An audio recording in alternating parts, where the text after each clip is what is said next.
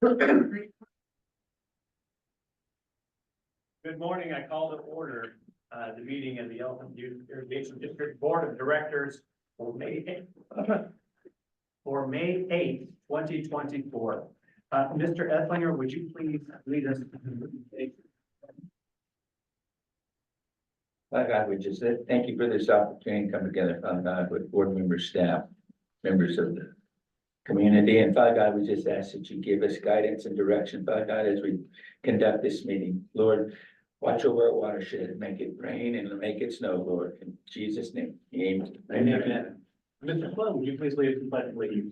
Pledge allegiance to the flag of the United States of America and to the republic for which it stands, one nation under God, indivisible, with liberty and justice for all. Thank you very much. That brings us to the introduction of guests. We'll start with those. Hello, my name is Mark Mill. I'm the new water resource manager for Hydro Service. Good morning, Chairman Michael Riley, Office State Engineer. John Melinger, CFO Stockholm. David Dias, JSI Engineering. Byron, EBID. Jerry Tanaka, Sierra Club. Thank you very much. Madam Secretary, would you please read off the names of those present remotely?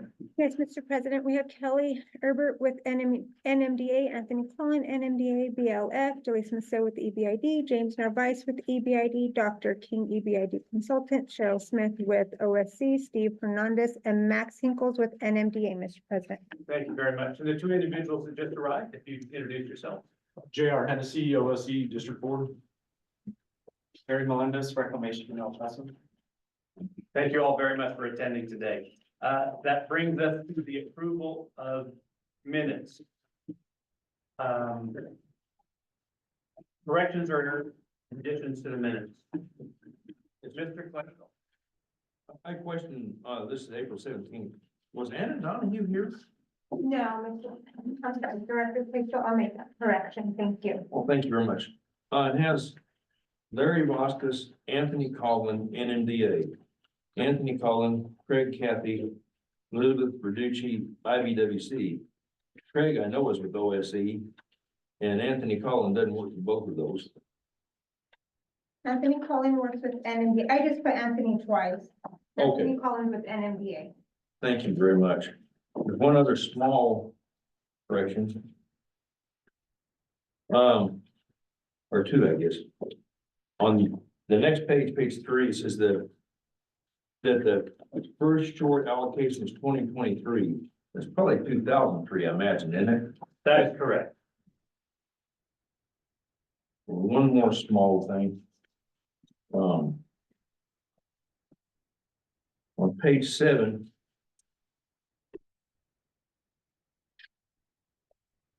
Mr. Melendez stated it would, I believe, the word not jeopardize the bank since it'd be outside of the structure of 90 feet.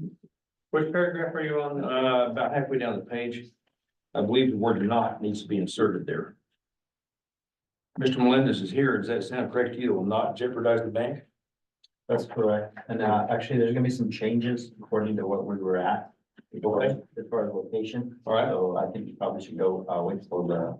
Okay, you stick that in minutes if you don't mind. Thank you, Director. They're small, but they Yeah, bother me. those are important. I appreciate that you're reading. Thank you. I concur with Madam Secretary's comments there. Small corrections are important ones also. Other corrections. I had one, the April 17th, on the first page, the third line from the bottom.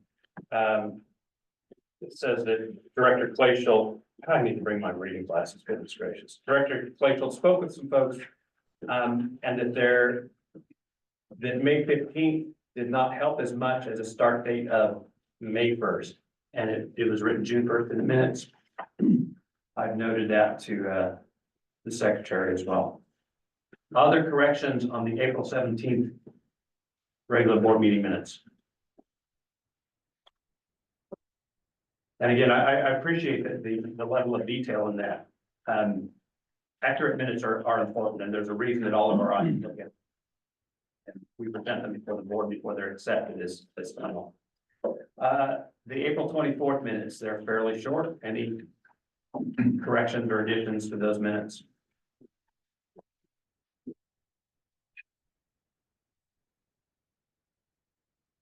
Hearing none, we have the April 25th meeting minutes. Any corrections or additions to those? I have none either. Given that, I will accept a motion to approve the April 17th, 24th, and 25th minutes as amended. Motion so made. Second. I have a motion from Mr. Claypool, seconded by Mr. Garai. Any further discussion? Hearing none, all those in favor, please say aye. Aye. Any opposed? The motion passes unanimously. Calendar of events, Mr. Esling. Thank you, Mr. President. Unbelievable light for the month of May and June. There is something special going on Friday, May 10th. It's a special event hosted by the Bureau of Reclamation in Albuquerque. This event will take place at 10 o'clock at the Open Space Center off of Coors Boulevard. We had to come up with a short list attending because it's a special event with the Secretary of the Department of Interior, also with high officials from the Bureau of Reclamation, probably some of our congressional delegation from Washington and New Mexico, state of New Mexico officials. And so we're looking forward to this event where they'll be announcing for the Lower Rio Grande project an opportunity for funding. Those that I had to choose quite quickly were Randy Garay, our secretary, and Rafael Rosa, our vice president, Samantha Solotek, and myself to attend that meeting. I'll be leaving my house at 6 o'clock and would be willing to pick up anybody that wants to ride with me, or you can go by yourselves. I understand that our legal counsel has other business in Albuquerque and will be going by herself. But I'm here to ask if any of the board members that Rafael or Randy want to go with me. Thank you very much. On that same front, Mr. Eslinger, do we need to approve travel? It wouldn't hurt, yes, sir, to approve travel. No hotel reservations or anything, it's a one Just- trip. Up and back. It would just be mileage. Okay, very good. Mr. Garay and Mr. Rosa. Do you wish to travel with Mr. Eslinger or on your own? I told him I didn't know by the end of the board meeting. Very good. I like to be able to stay up there sometimes, obviously. All right. Given that we have independent travel, I think it is appropriate to approve travel, which in this particular case will just be mileage. I move to approve travel for Mr. Esslinger to go to Albuquerque for the day, And to board members. and to board members if necessary. Very good. Seconded by Mr. Colquitt. Any discussion? Hearing none. All those in favor, please signify by saying aye. Aye. Any opposed? The motion passes unanimously. Travel is approved. I just want to state that I had informed Mr. Eslinger that I was unavailable on those days and requested the select board members that could attend. In the short notice, there are security requirements. And so it was not something we could send to committee and debate for a while. So I appreciate Mr. Eslinger making that decision. And I look forward to hearing about a great meeting, please continue, Mr. Eslinger. Yes, just to note to the board members that EBID celebrates Memorial Day and our office will be closed on Monday, the 27th. There's another meeting planned.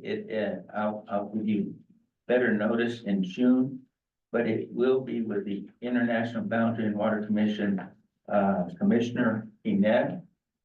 And it will be at her office in El Paso, and I'll be able to, give you more information as we get close to that day, but it's marked, you might mark your calendar for June 10th, it's 3 o'clock in the afternoon. And we'll be traveling to, El Paso.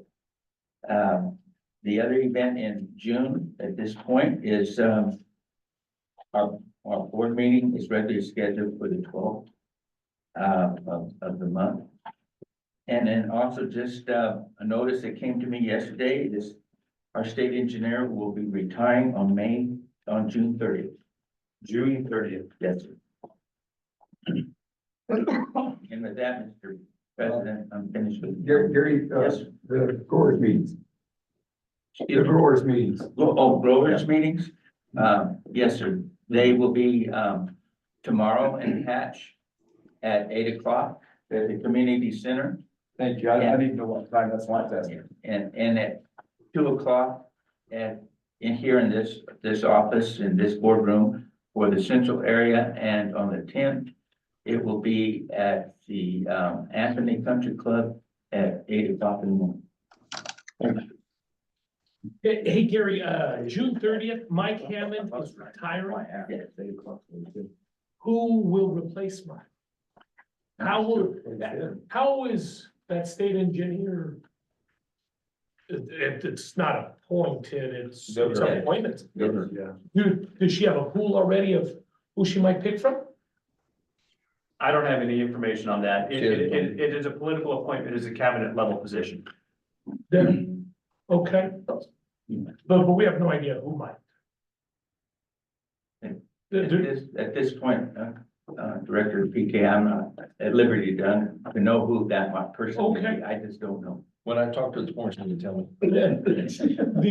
Like the ball has been notoriously bad. Yes, yeah, okay. How soon will we find out who the new state engineer is? Like the 1st of July? Again, I'm not quite sure of the details there as well. All I got was an announcement that he would be retiring on June 30th. So I'm sure there'll be a lot of public notice. Okay. All at the discretion of the governor. Wow. Okay. That's big. Okay. And that's public knowledge.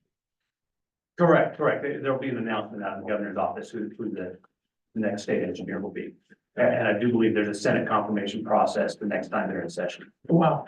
With that, Mr. President, I'm finished with my calendar. Thank you very much, Mr. Esslinger.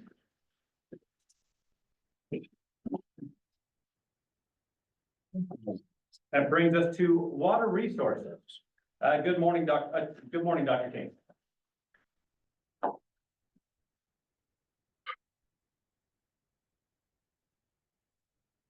I see your slides, but I don't hear you, just in case you. Hang on, I've got too much open on my desktop here. I'll try that again. There we go. You seeing it? I am, yes. Okay. All right, well, today, the update today is fairly minimal just because it's so close to our last board meeting. Let me run through the current status. There is one little glitch developing here, or not glitch, but consideration, and that is looking at the current storage conditions. We've got about 436 in Elephant Butte and about 48 in Caballo. A little bit of compact credit water, that is Colorado, and a little bit of San Juan Chama. It's basically a little bit has evaporated since the last time on both fronts. That leaves us with usable project storage of 477. About 20 of that is not releasable. And that is for the portion of 10,000 acre feet of reserve storage in Elephant Butte, 12,000 in Caballo, and 5,000 for evaporation, just to sort of be safe. The compact and San Juan Chama water will cover some of that, which is why it doesn't add up to 27,000. It's 27,000 minus those two. We've already released 138,000 as of May 6th. That was as late as my data went yesterday. And so that leaves us with a seasonal supply of 595, 450. And therein lies the rub. You'll recall that when that seasonal supply hits 600,000, which at a rate, inflow rate of 3,700 may have already occurred.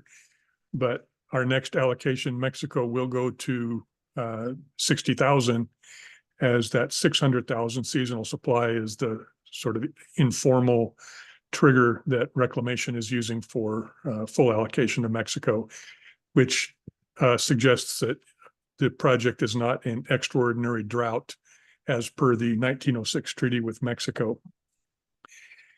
Now, what I planned on doing an allocation as soon as that happened. However, the most recent data that we easily got was April 30th. And at that point, there was still about 25,000 acre feet to go. So the current allocation is the same as last month. Basically, we'll wait until we have hit the threshold, because what that's going to do is instantaneously take water out of the water allocatable to the 2 US districts and allocate it to Mexico to take them from their D1 allocation, which you see in the last allocation was 39,000, and bump them up to 60K. And that will happen, as I say, it can happen anytime now. I'll probably do it in the next few days. I will probably ratchet down the diversion ratio. It was 0.87 for this April allocation. I will probably ratchet that down a little bit. So don't expect a big change in EBID's overall allocation. And my reason for ratcheting that down is I want to be sure that as we get towards the end of the season, that we have not over allocated. This is a very conservative process where we don't want to over allocate or have to deallocate water to EBID. That's my objective in that. So it's something that we track very closely, and at our June meeting, we may even be final on the allocation.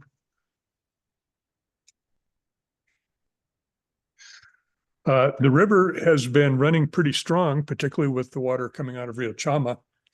What you see here are the river stations coming on the main stem of the Rio Grande, coming from the state line down to San Marcial. And the big jump is, of course, from Embudo, which is on the main stem just above the confluence with Rio Chama, and Odawi, which is on the main stem just below the confluence with Rio Chama. So the difference between Embudo and Odawi is what's coming out of Rio Chama. And you'll see that these upper stations are around average. You know, the upstream stations at Odawi. Cochiti, of course, is managed as an inflow-outflow reservoir. That is, they do their best to match the inflow to the outflow. Odawi basically is the inflow. So it's you see they're very close on the actual flow, which is the light blue bar. The dark blue bar is the average, in the red, which you read off over on the right side here, is the percentage of average for this day of the year, which is early this morning. You'll notice it drops off quite a bit at San Marcial, and that is both in terms of the total flow and the flow relative to average. That is unfortunately typical. We've seen this general pattern, but at this point, we're running roughly average, running through most of the middle Rio Grande. Bernardo, if you're not familiar with it, is right above or a short distance above the confluence with Rio Puerco, to give you some sort of a geographic reference there. And then San Marcial is at the head of Elephant Butte Reservoir. On the previous slide here, sorry, this one, when I said 3,700 acre feet per day, that is the net inflow. This is actually the sum of the river gauges on the Rio Grande at San Marcial and the low flow conveyance channel. You see they are running about 1,200 CFS combined, whereas 3,700 is like, what would that be, about 3,700 would be about 1,800 CFS. So there's a lot of noise in the system as well. These are the Otoe gauge in red, the Albuquerque gauge in green, and the Bernardo gauge in purple. Then Elephant Butte net inflow, and these are the top three. The first three are 15-minute readings, and the Elephant Butte net inflow is daily average or the daily value. So you see your 1,800 CFS right there. That's about 3,700 acre feet per day is the inflow. But you can see the spring runoff building first at Otoe, then a day and a half, 2 days later, peaking at Albuquerque, then another couple of days later at Bernardo, and then a couple of more days later reaching Elephant Butte. There's this dip that follows a similar pattern, and then you see it went up again, and that's just normal fluctuations in the rate of snowmelt and runoff, plus the effect of upstream operation. One thing that is helping us is we are not in Article 7. You saw that we had well over 400,000 acre feet of usable water in project storage. I think we had 500 and something. Actually, at this point, we probably have close to 600. But we're not in Article 7 yet, due to the construction up at El Vado. They can't store water there. They've only got about 4,000 acre feet, 4,000 and change stored in El Vado. So you've got this big snowmelt coming down, and they can't store it for release later in the season, which is what they would normally do. That's what El Vado is for, is to take those peak spring runoffs and save them so that they can use them in the mid to late summer when the spring runoff is essentially over and the river starts to subside. Well, the river's still going to subside, even though they're not storing water upstream. And so once this spring runoff is over, and I'll show you presently here that it's going to be over pretty quickly, they will are forecasted to have a shortage in the middle Rio Grande, which means we will see the river drying in the lower reaches. So San Marcial could actually go back to zero, which it has done before. That corresponds to a dry river, no inflow into Elephant Butte Reservoir from the river. You will still get a little bit of bank storage as the reservoir drops. Bank storage is the water actually in the banks of the reservoir. As it drops, that water will flow into the reservoir, and it will appear as an inflow if you look at the net inflow into the reservoir. But this is what the river's looking like over the last month or so. And you can see that it did rebound a bit. The rebound hasn't quite reached Elephant Butte, but I expect it to go up one more time. And then we start to look at what's happening with the snowpack. First of all, you'll see that we are well below average, down around half of snow water equivalent in the snowpack right now for May 8th, the average on May 8th. The precipitation is up there generally just below average total precipitation, which includes rainfall, but and snow melt that has already melted. But the actual snow melt you can see is much lower. And if we take a look at a few of the SNOTEL gauges, I think you've all seen these before, but the green line is the 30-year median snowpack for every day of the water year, starting October 1st, which is the water year 2020. Well, the water year starts October 1st and runs to September 30th. So you see that in the headwaters, we peaked up just above average, upper the headwaters again is the Colorado portion. The upper is between Colorado and Otoe Gauge, and then the Elephant Butte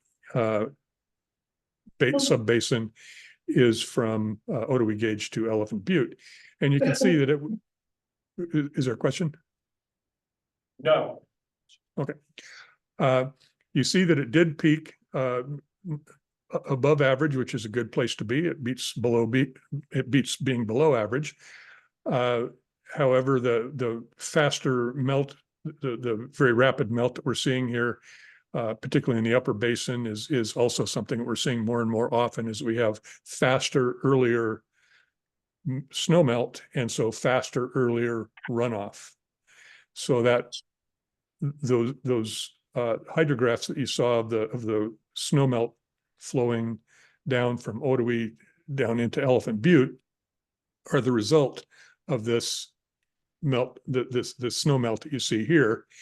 And when this snow melt gets down, when the snowpack gets down to zero, which you see is not far off, particularly if we have warm temperatures, which we probably will. This will run probably into, we'll start to taper off pretty quickly here and probably start to see drying happening in June or July, depending on, how the year plays out, Middle Rio Grande operations and so on. So it is a decent runoff year by recent standards, but our recent standards are pretty low. It is going to be ending, I would say, by our next meeting, we will begin, by our next board meeting, we'll start to see the river crash occurring, if not already well underway. Looking for the month of May, again, this is trying to get an idea of what's going to be happening. You see we're forecast to have above average temperatures, so that rapid snow melt will probably continue. And we're not going to get much help from local precipitation, equal chances to below average on the precipitation for the Rio Grande watershed, our portion of the Rio Grande watershed. Our drought monitor, this is from April 9th. This is the one we looked at last time. You see there's very little change.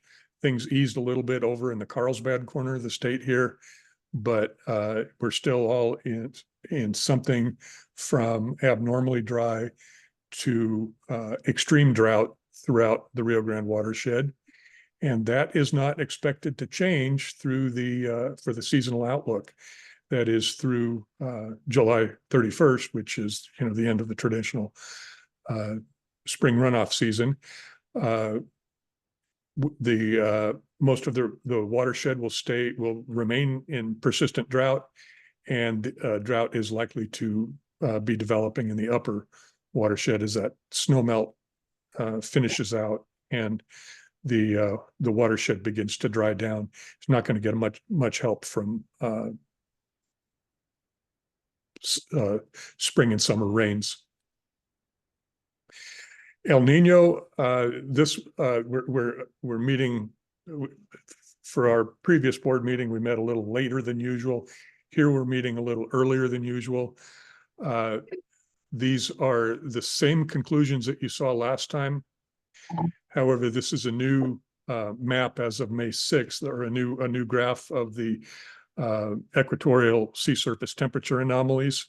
And you'll see that since last time, we have additional cooling down here in the eastern Pacific off the coast of South America there.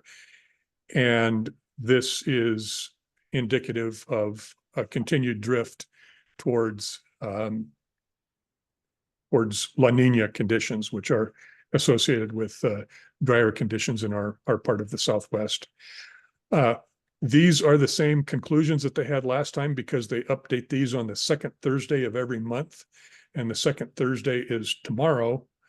But I would expect that the chances of La Nina developing in this June to August 2024 will probably go up from 60% in tomorrow's update. Looking at the forecasts for the remaining runoff now, I'm- we've looked at these before, and I hope that you're beginning to get a feel for understanding what they're saying here. What they're saying here's this is a forecast that was done based on May 1st conditions. And they are forecasting the May, June, and July runoff in thousands of acre feet. This would be unregulated. And this time, that's a better estimate than usual because they are not storing water at Elvado. So there will be less regulation than there would otherwise be if Elvado was functioning. But we've got a 50% chance of getting at least 197,000 acre feet flowing past Otoe in this 3-month period, and a 50% chance of 76,000 of that making it down to Elephant Butte Reservoir. That would be 53% of median for Otoe and about 39% of median for San Marcial, the flow into Elephant Butte. But do pay attention. We've got a 90% chance of getting, let's look at, well, I know this is a little nonsensical because you've got a negative number here, but let's ignore that. We've got a 70% chance of getting at least 20,000 acre feet at San Marcial, a 50% chance of getting 76, 30% chance of getting 132, and a 10% chance of getting 215. So this would be the most optimistic, and this would be the least optimistic.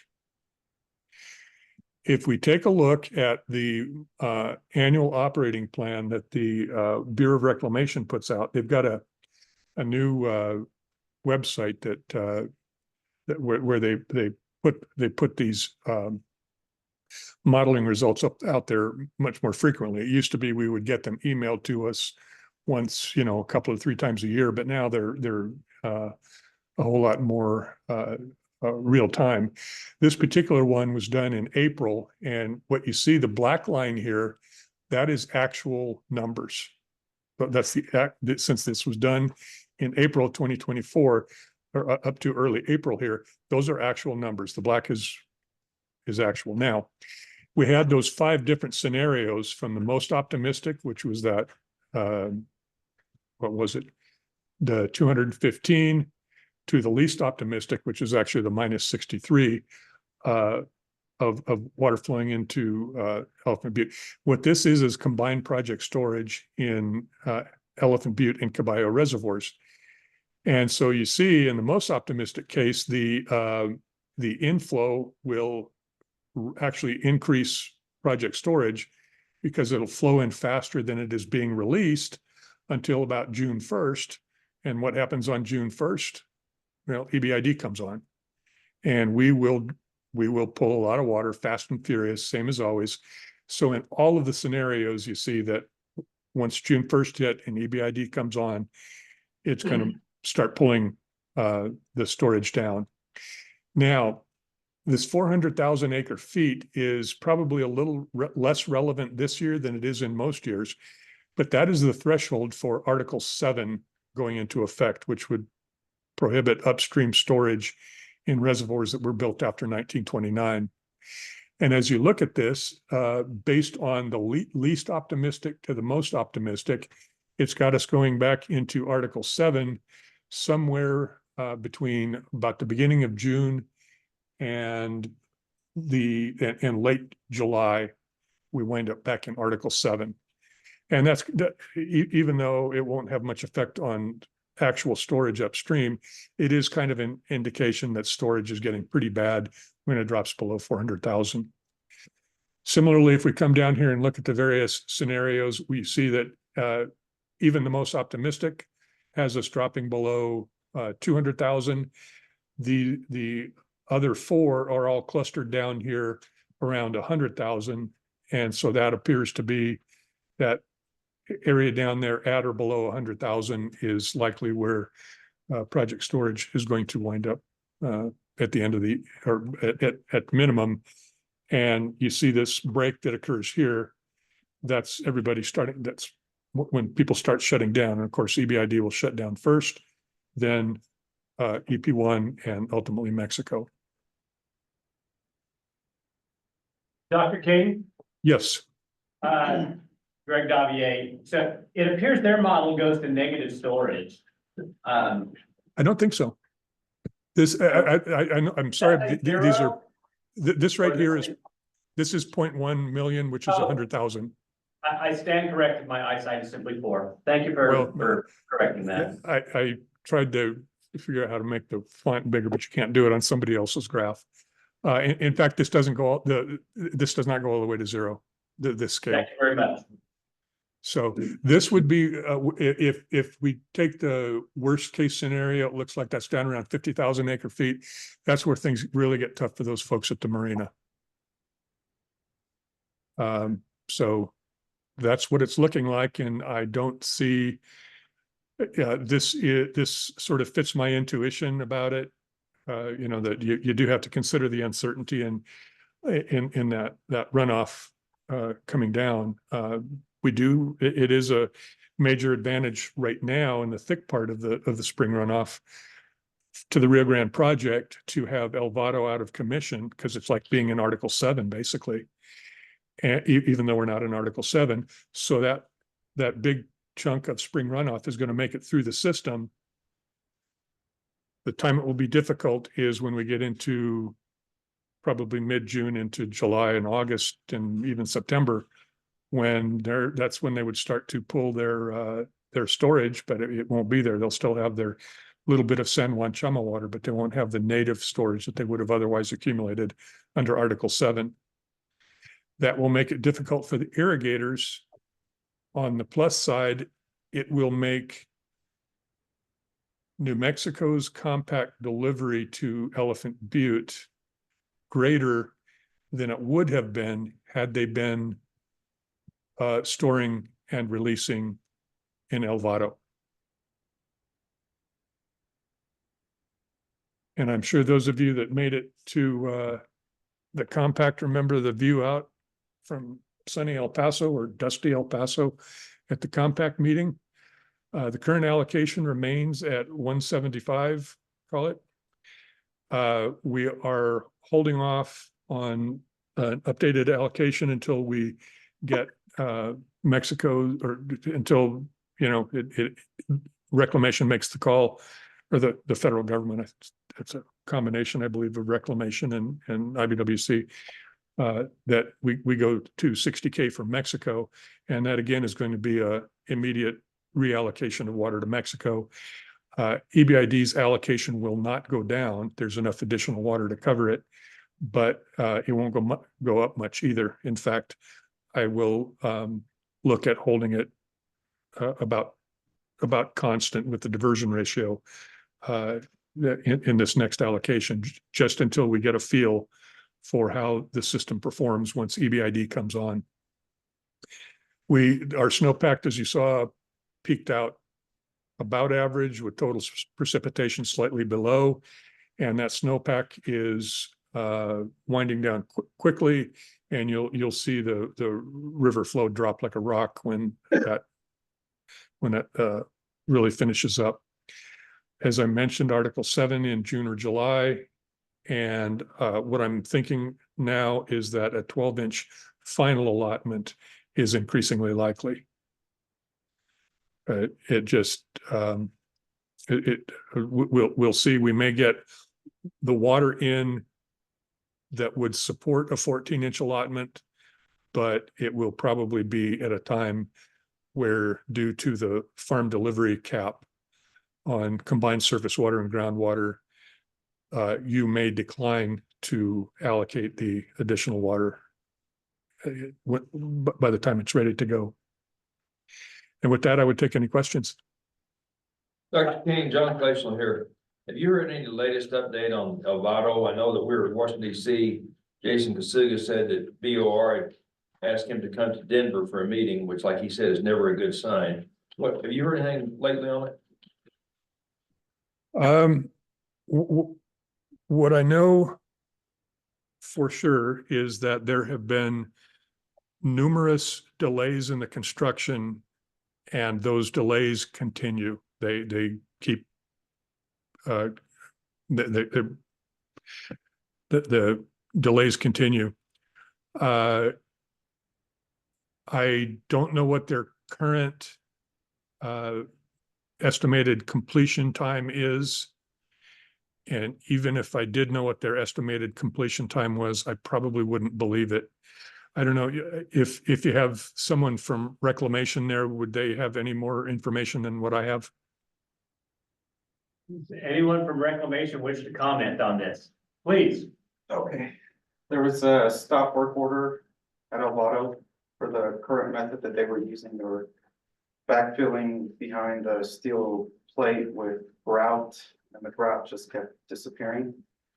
So it didn't seem to be working, so there was a stop work order. Now they're gonna be discussing what to do next in Denver. So they're gonna try to come up with other solutions too. Thank you. And just to help me understand, the steel plate is on the reservoir side of the dam? Yes, on the upstream side. Thank you. Thank you very much. Dr. King. Right, what I hear is rumor, and you've got the original source there, so always go to the original source. Were there Thank any you other very much. questions? Mr. Esslinger.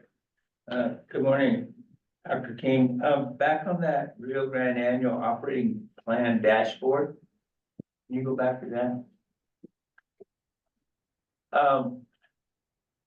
Does that graph reflect the fact that EBID will be done, by August, middle of August? Do you still think Yes, that it will you still can be kind of pulled see out?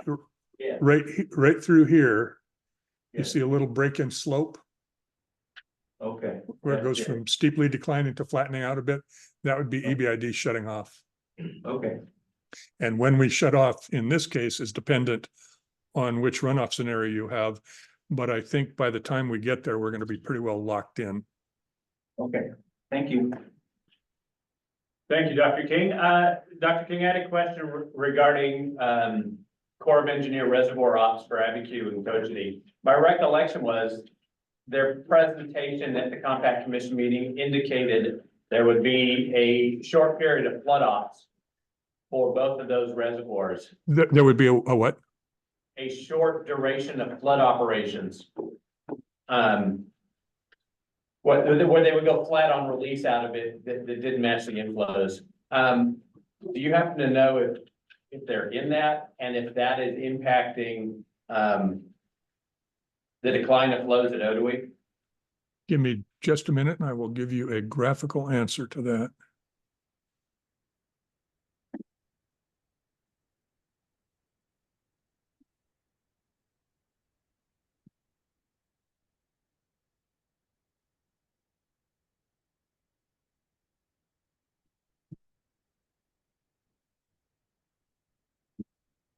Are you seeing this? Yes. Okay. This is a graph of Abiquiu storage in acre feet. And you see that the black line is this year up until yesterday. What you see here was last year's operations. And this storage here is predominantly flood operations. If you remember last year, they held water in Abiquiu, then with the peak arrival, they ran it and with storage and running it basically at the channel capacity downstream. And then when you got out here later in the year after the flood flow, the high flows had abated, they continued with the releases to draw the reservoir back down. If they did flood operations, I am not seeing, let me check one other thing, but if they haven't yet, I want to say that if they haven't yet, they may not have to. Oh, I know where it is. Hang on. By the way,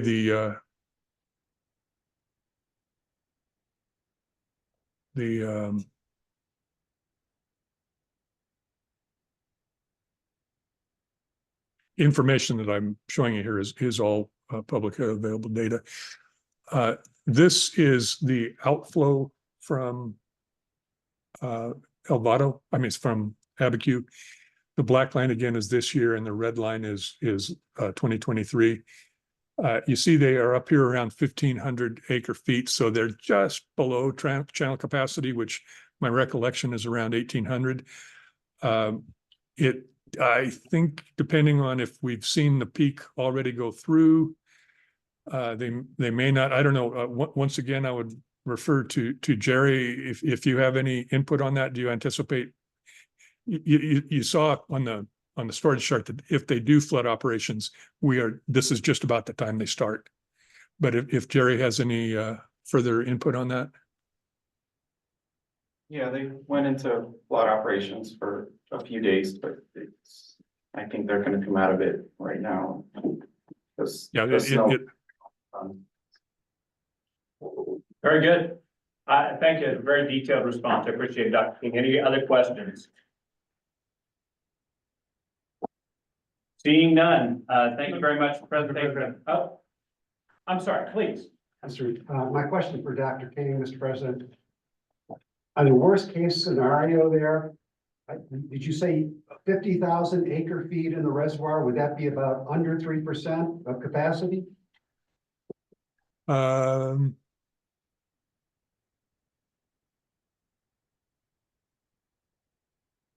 Yeah, the worst case scenario here, let's see,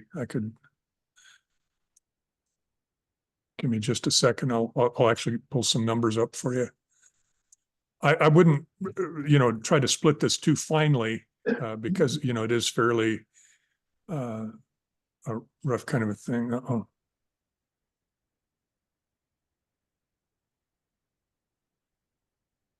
This is the live, website. And so we're talking right down here. And it looks like the worst case scenario is there at 64,000 acre feet would be the minimum, 65,000 call it, which is, 3.25% of storage. Thank you. Thank you, Dr. King. Any other questions? Thank you for alerting me to that one. With that, Mr. Narvaez, did you have anything for water resources? Good morning, board members. No, I do not have anything to add to Dr. King's presentation. Thank you very much, Mr. Narvaez. That brings us to engineering and maintenance. Good morning, Mr. Barrett. Nice to see you today. Good morning, gentlemen. While Alex is getting things set up, I would like to just say that I appreciate the opportunity to come in and talk to y'all, and I do apologize for not being here sooner. We've been busy, so got a lot of stuff done. But I would really like to sit down with y'all and visit and kind of explain how we do things, where people are, what time of the year, like I said last month, and the type of work we do for you. And so you can get an idea of who's who and where they're at and what we're doing when we're doing it. We have wrapped up our major construction. We're just going to give you a couple of final pictures of what we've done and kind of talk to you a little bit about what's coming up. Under our regular, yeah, it's all coming up here. Under our regular major construction typically is we're running from November 1st through, as a rule, mid-March. Then from mid-March to June 1st, we'll be in our pre-water season, which is what we're in right now. So you will see some mowing and some spraying and some of that kind of stuff. There's still some canal dipping, last minute turnout installations, last minute turnout repairs, flumes, and possibly a couple culverts still out there pending, but we've got time to get them in and we'll get it all done. This right here, just kind of give you an idea. We bought a long reach excavator last year. We use it to clean out the dam. That's Leesburg Dam. So between it and the little one, this is just kind of a cover just to show you what we can do. Leesburg Dam has had a history of catching a lot of trash. We had a lot of stuff coming down the river, catches in there and starts cutting back on what James can get to our farmers. So we bought that long reach so we can keep it clean. And that's just kind of a cover picture to show y'all some of the equipment we got. What kind of trash?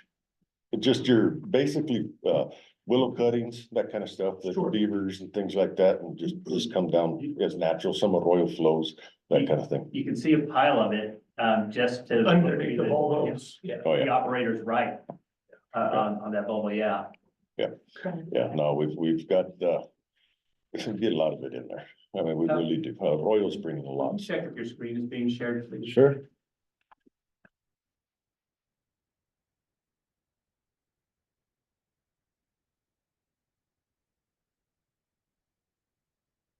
What do you all do with all that trash? Pile it up Okay, and then look for a place to take it to. Okay. And so we're very minimal on space up there. is there any So- way to burn? No, not there. Too close to the railroad track for one thing. Oh, And then we have a lot of other brush. It's just not wise. So we'll Yeah. let it sit there, we'll let it break down. And as it breaks down, we'll haul it off. sure, It's not a good material to use for construction purposes because of the organics, so. But, in the north area this year, we had the Palmer, lateral, we built a box in it, Silva lateral heading was repaired, replaced, actually rebuilt. Garfield main radio gate was installed at the Salem check, and then the Rincon, Hainer cable has been one of the large projects up there. Some of this has already been covered with you throughout prior board meetings by the engineering department, but Alex and I are here to talk to you about what we've finalized on it. So Palmer box, I know you've seen pictures in the last maybe two board meetings ago, kind of showing the construction aspect. This is taking an existing pipeline, cutting into it and building a box structure for turnout and pump in. And I just wanted you to see that bottom left hand, that's the finished product there after all the grates get put in, all the safety grading and protection. And so the pump can discharge into a concrete box and have a turnout installation. Here's the Palmer heading. Unfortunately, beginning of last water season, we had a young man lose his life going around the curve, speeding a little too fast early morning, ran into it. So insurance came in and took care of it, and we built it or rebuilt it, put the covers on it. So safety railing, that's that type of thing. Okay. One thing to point out as well is the grates, the rails, everything's fabricated in-house. Yes. So we have that's our all own. us. We painted, it's all done here. Yes.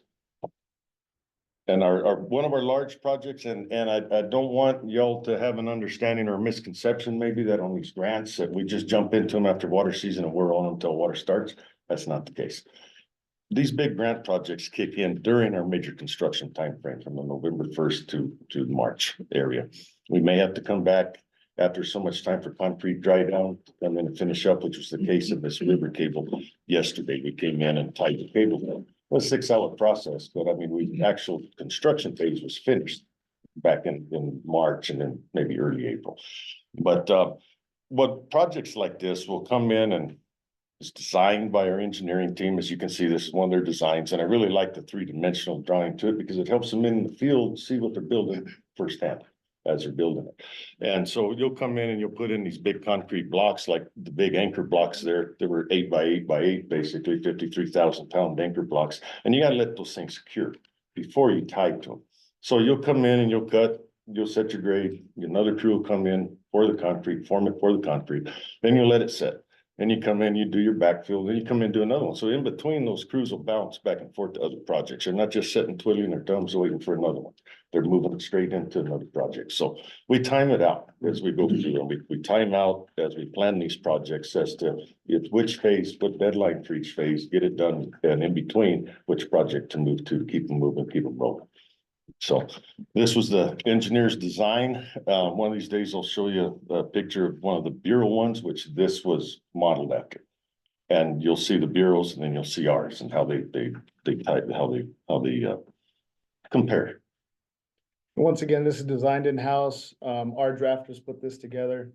Our fabricators fabricated all the steel components, which you'll see here. You got the A-frames, you have the bucket, the steering well, the walkway. Everything was fabricated in-house.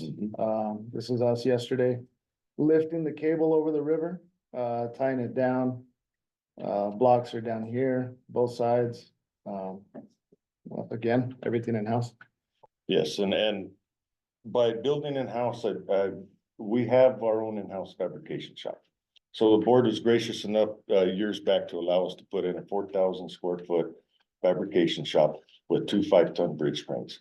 So we've pulled tandem axle beds off of trucks and fixed the hinge pins and dropped them back on with them. We've built radial gates for the river, 20 foot by 8 foot tall. I mean, large stuff it's much safer. We're able to lift without a man getting hurt, anybody getting, any issues taking place. We're able to build anything we need to build. We build for about 33% of what it costs for us to farm it out.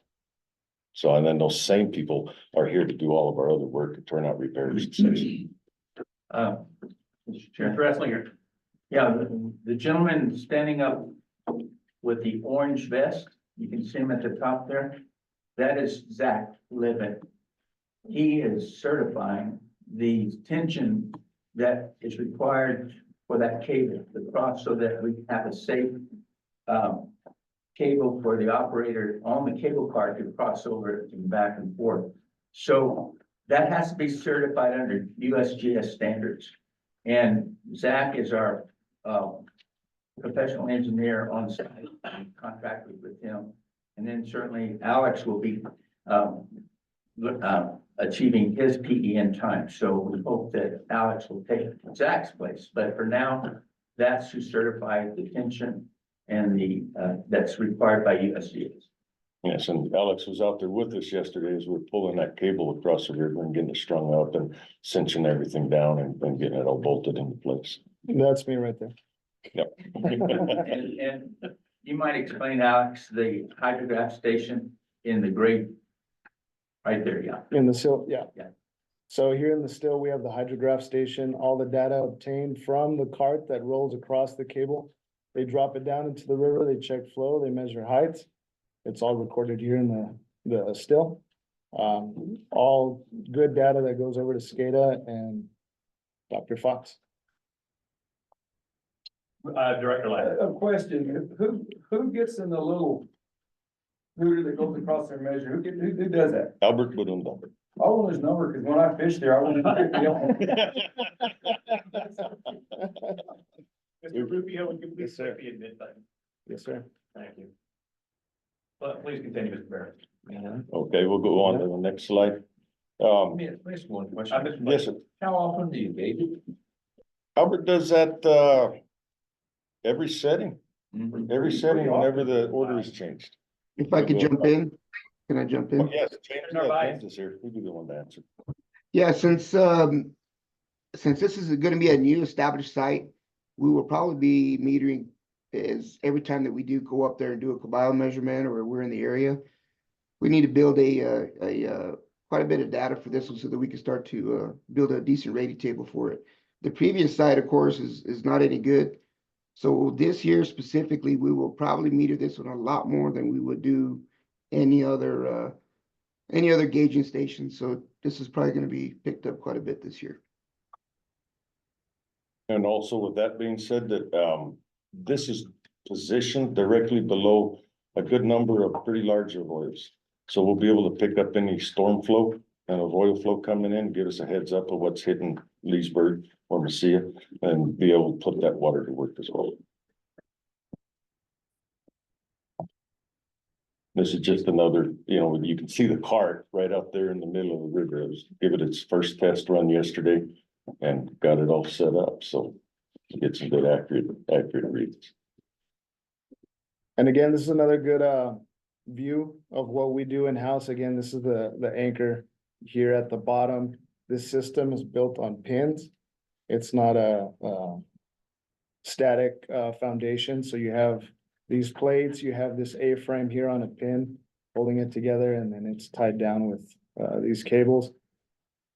All of our metal is again fabricated here in-house and covered in zinc. It's coated also in-house. That prevents rust. All done here. Designed by our engineering department and fabrication shop. Mr. Colquitt. How long is this supposed to last? What's the life expectancy of the cable now? That's a 1 inch. What's it Zach called it? He had a name for it. Engineer would know. High inch, it's a high strength, It's Yeah. the highest quality of cable that you can get, and then it drops down to regular strength and then stainless steel. Yeah, it's a machine grade. Leo, tell them how long It'll it's outlast been up years, in don't worry about it. Kawhi. It's been up there forever. And I- Oh, yeah, yeah, You know, how long has it been up there and it hasn't? since I've probably There's longer. one already up there, So- PK, that's been there for so long, and I mean, they haven't had one problem with it. Yeah. Haven't replaced it, of course, again, I don't know what the life would be, but it's gonna be longer than you'd be. Right, and then you see the turnbuckles down there on the bottom, those are 1.25 inch turnbuckles that you can go in and adjust and keep up your tension and adjust every now and then as you have to for it. But, yes, everything in-house, our fabricators are, it's interesting, we took a young man that, and I don't mean to drag things out, but just so y'all kind of have an idea how we run internally. We took a young man that had an interest in welding, put it through school to a Doniana branch, brought him back in, put him in charge of the fabrication, this kind of thing we get. So the return for our investment is very, very good in these situations where we cross-train, when we give these people an opportunity to grow. And so we'll use people from other departments. We will use someone from the operations department that will come in when they're not running water and will be a welder's assistant. He'll start learning an apprenticeship underneath that welder and he'll be in there working. And we'll do that throughout all departments. We'll utilize people throughout and cross-train. And your operations personnel, when they're not running water, they're tied up into this. All the concrete placements you've seen were placed by your ditch riders. We have all the ditch riders do our carpentry work, they do our concrete work, they always have, and they're ACI certified, American Concrete Institute certified, so we get the right quality out there in the lifespan in the projects. So let's move on to the next one. Okay, here in the central area, of course, you've all heard about the California extension. And we replaced a failed structure on the Las Cruces lateral here at the Tortuga South Fall Channel. We had to come in and replace it, been in the ground for quite some time.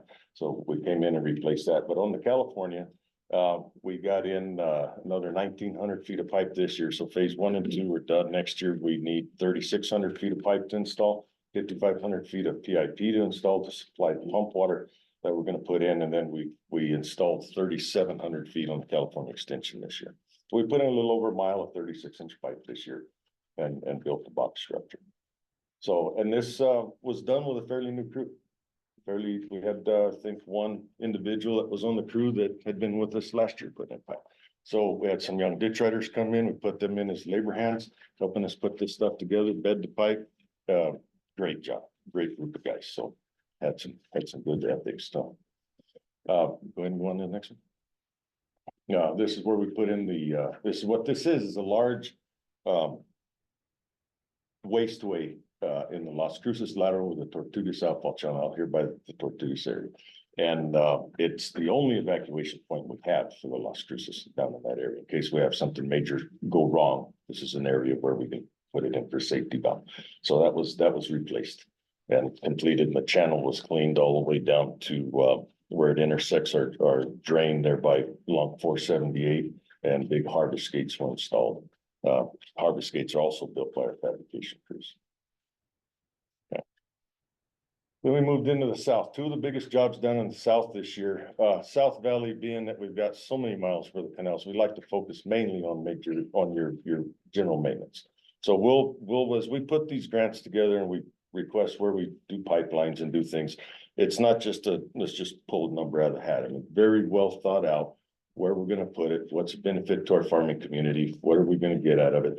And then that's how we pick where we're gonna put things. Down south, the last couple of years, we haven't really put in some of these big jobs down there. We've been trying to focus mainly on our general maintenance. Try to keep those canals clean, keep the banks built, keep the riprap moved, do the things we've got to do to make sure and ensure we get our water where it needs to be.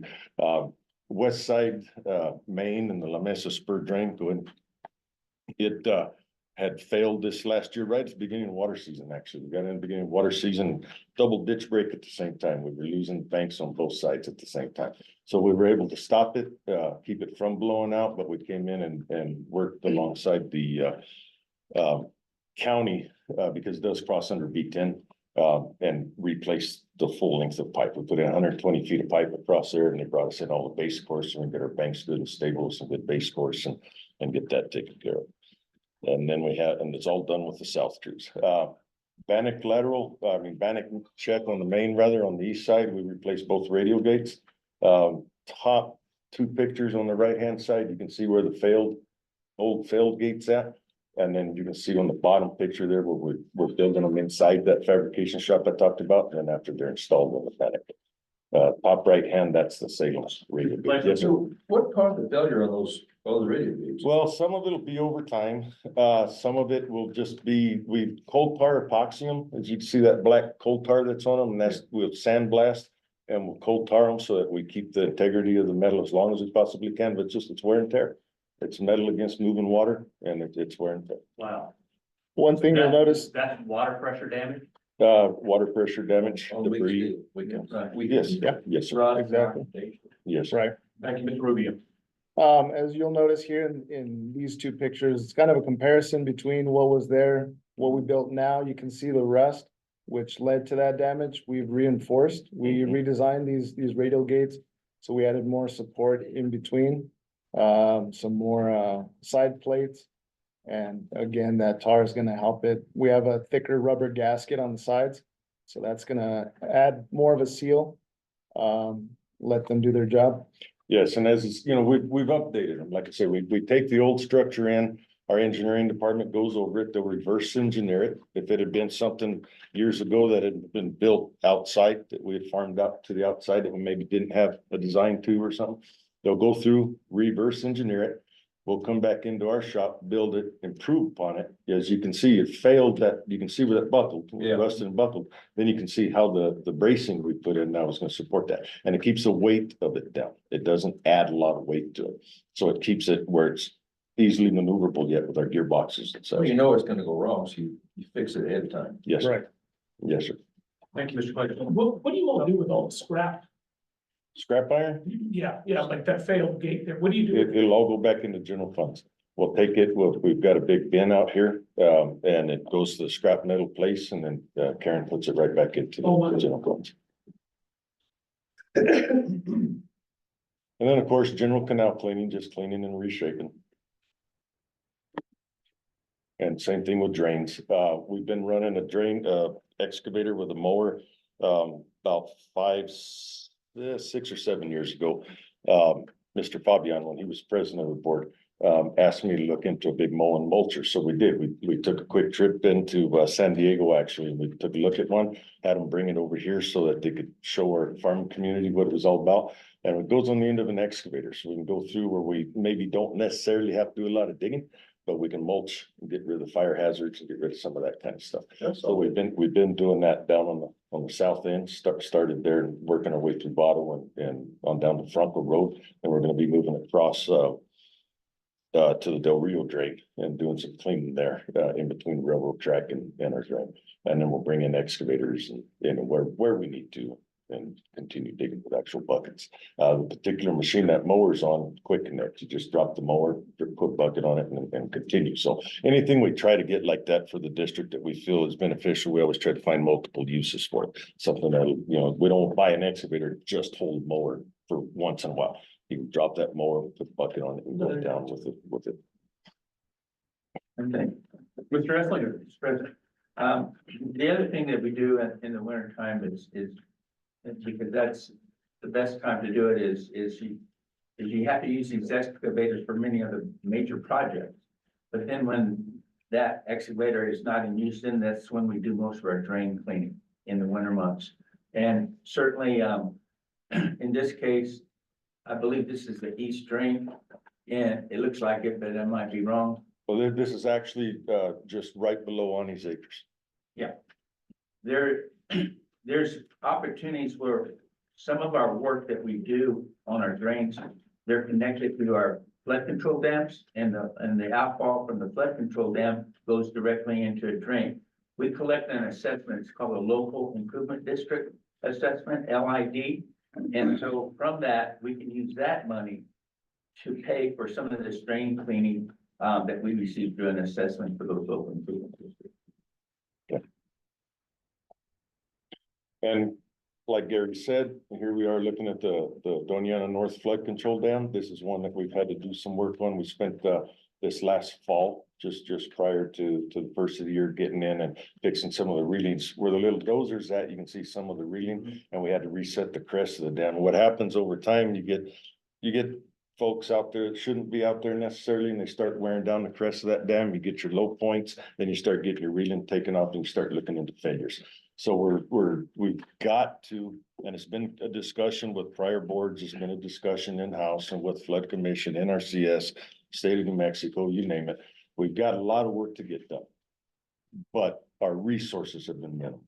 So we've got to get out here on these dams. So we've taken a supervisor from here, equipment operator from there, equipment operator from here, make a team, put that team up on these dams and start getting done, so we don't steal so much from where they're needed in other places. And we'll time it in the right time of the year. And so this is pre-monsoon season, pre-water season is kind of some of the timeframes we get into the dams and do the general work. But there's a lot more, as you all can see in some of these cycles we've had, some of these storms we've had. One isolated storm, you get 10%, but you're gonna get hit hard in one area and it could take out the dam. And so we've got to get in there and get a lot of work done. So this is what we do here, part of this year, part of this season, coming in and working and resetting the top of the crest, repairing some of the reeling. We got to get back into it. We've got other dams we've got to get to. Ideally, if we had a crew of people, you could take and put a man in charge along with 3 to 4 equipment operators. They could spend 2 months per dam and they could get out maybe 9 to 10 per year. And then the other 2 or 3 months out of the year, they could work with major construction and processing material, heavy dirt crew, so to speak. Then they go right back into dams. And once you get through all of your dams, it's right time to get right back in it again. That's the ideal situation. But resources are limited, so it's tough to come up with something like that, but it's badly It was needed. an excellent quantification, Mr. Barrett. Thank you very much. And I believe what you said was half a dozen personnel and equipment is essentially what is needed full time just for the regular maintenance of the flood control. Yes. Yes, correct. To give you an idea of that. Yes, we had roughly 28 dams district-wide. Flood control dams that protect farms. Nowadays, some may protect communities, but half of them were the flood commissions. And so we backed out of it. We just told the flood commission, we can't do it. We've got obligations to our farmers on our canals. So we backed out of it. And to help further with in describing this problem to the board, we cannot use the district's irrigation assessments for these projects. Those funds cannot be used for maintaining the dams. Ms. Byram, approximately what is the total LID inflow annually? About 20,000. About $20,000 a year is what comes in for the funding that we have to do these. What Mayor Severick described was 6 FTEs and at least an equivalent amount of capital cost to keep these maintained. That's the gap we're looking at. How much would it cost to maintain all 28 dams? Well, 105 million. What's an FTE? Did you say 105 annual? No, in totality. Okay, Mr. Esley. We've done some research and something that we're asking for some help from the state engineer's office to help fund a risk analysis assessment from a engineering firm that can come in and look at our 27 dams and tell us which ones are high priority, high risk, down to low priority. That gives us an idea of what we can do. Just in doing this kind of work right here, it's $3 to $5 million per dam. So. Times 27. Yeah. In the description Mr. Barrett gave, 6 FTEs, capital equipment. I mean, just my back of the napkin is, that's about $1 million a year. So $1 million a year is the general, that's not extraordinary maintenance. That's the general maintenance for the flood structures. 20,000 is the amount that is assessed for that, which is capped by statute. That cap was set back in approximately 1950. That's the gap. And so when we talk about this extraordinary issue with our flood control structures, we have this gap And we, as a district, do not have the means to assess the funding for that. We cannot simply increase the general assessment and apply it to this. That those funds cannot be mingled like that. Greg, Director Light, yeah. in 1948, and along in there, they built most of these dams all over from the Gila everywhere. They have a 48-year sediment filling pool. So we're sitting PK with most of these dams that they built all over this country full of sediment inside the pooling area. Now, with all the regulations that we have, used to, you could work with BLM, go in there, clean them things out, and just put it out there, spread it, but now they won't let you do that. Right. Now you gotta get that dirt and move it, as you said, to a totally different location. You've got minerals? No, it's just, there's a lot part of of it. reasons, but they're all out of date. In a hurry, it's this, and it's this, and it's this, and it's this. It's just crap that doesn't make any sense, but for example, they're cleaning the river out and they pile the river between the levees and it's not supposed to be there, but it's still there.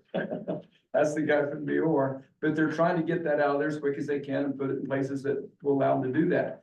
They can't put it on BLM, they can't put it on state land, so they're out there asking a lot of private people, can you use dirt? Mhm. So there's a lot of issues there, but the biggest problem with all these dams is that their life is over. Right. And now to restate them to a place where they're functional, it's millions of dollars, it's not hundreds, and who's gonna supply that money? Right, I believe what Mr. Francois said was if you just threw the money at it in a one-time shot, it was 105 mega, 105 mega. So, And all that's gonna do is just fix the immediate right, repairs and needs. and then you gotta go into $1 million a year of maintenance. Yeah. So I just want to be sure that, because sometimes like, well, we've got all these, what do we need to do for assessments? We do not have a process to assess them. We don't have that. So that's a problem that obviously we've been looking to solve for a very long time. Mr. Esslinger and is working on solutions for this. We're hopeful. We're hopeful for solutions in the near future. Right. Thank you. Please forget.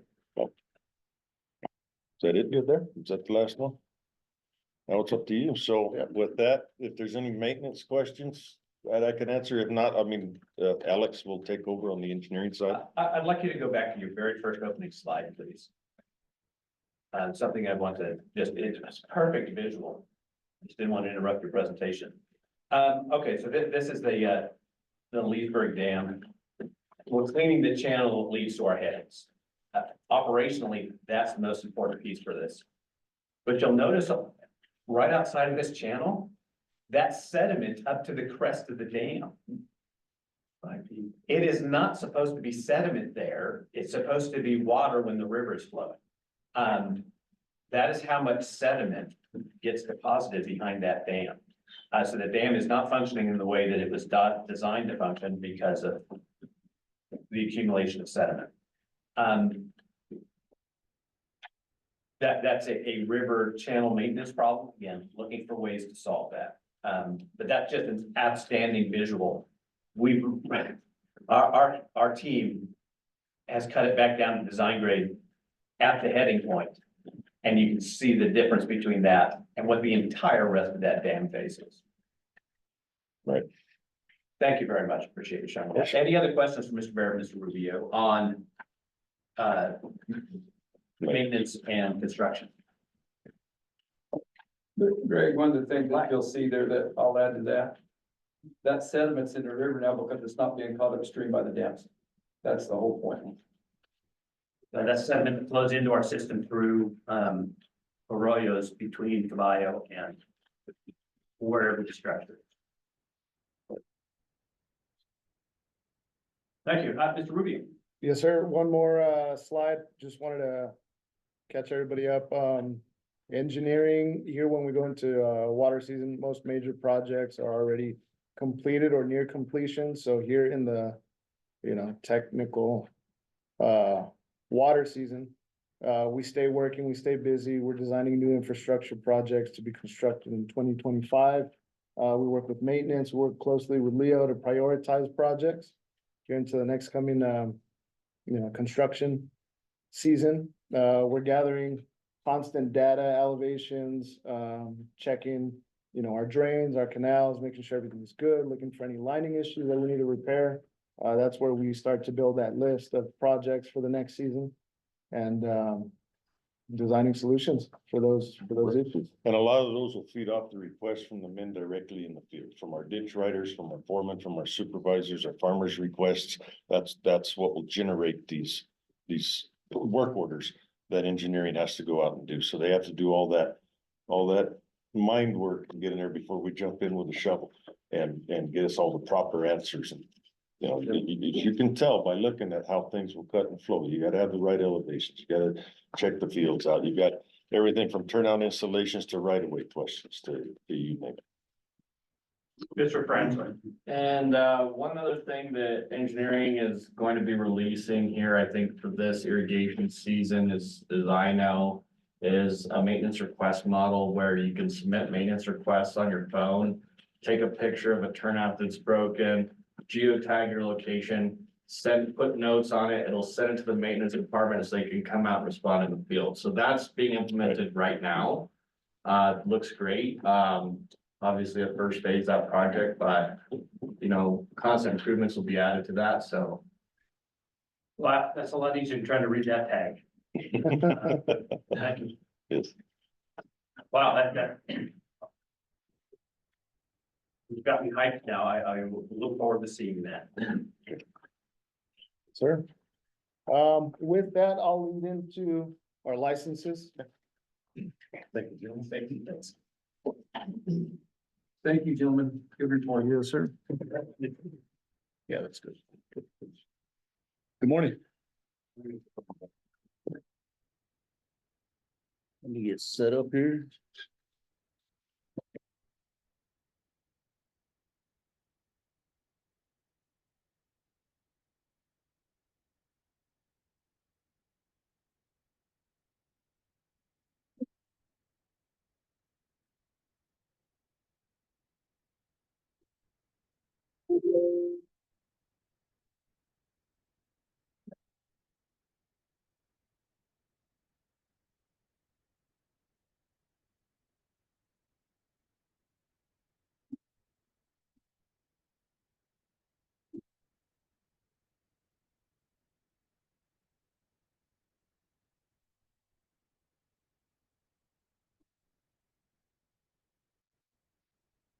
Okay, so I'm gonna summarize our licenses that we'll be talking about here. We got a total of 25. 13 of them will be fiber optic cables, telesolutions. 3 Anthony Water Sanitation Sewer crossings. 1 Zia natural gas crossing. 1 Lower Rio Grande water line crossing. 1 Comcast aerial fiber optic line crossing. 1 existing culvert crossing. 1 El Paso Electric aerial line crossing. 1 El Paso Electric / Mona Vista Farms aerial line crossing. 1 NMDOT paralleling college lateral. There's 2 here for Calichis, and 1's a fence crossing, and then 1's a renewal for the seating and landscaping area. And just let me know if any questions come up, we can discuss. Okay, first license here.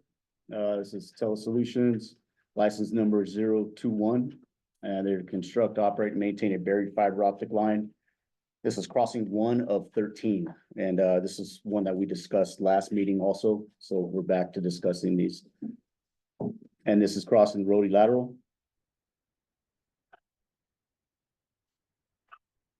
Next license, 022.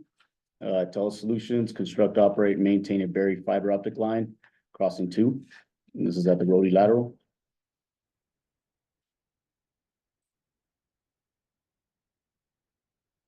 License number 023 with Telesolutions, construct, operate, maintain a buried fiber optic line. This is crossing 3, crossing the hatch drain.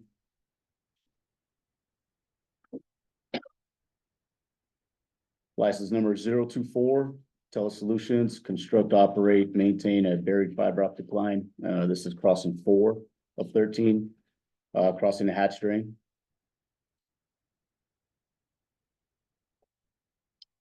License number 025, Tele Solutions, construct, operate, maintain buried fiber optic line crossing 5 at the Anacostura lateral.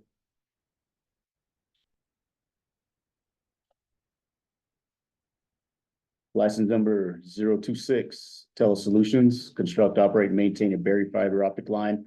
This is crossing 6, crossing Angostura drain.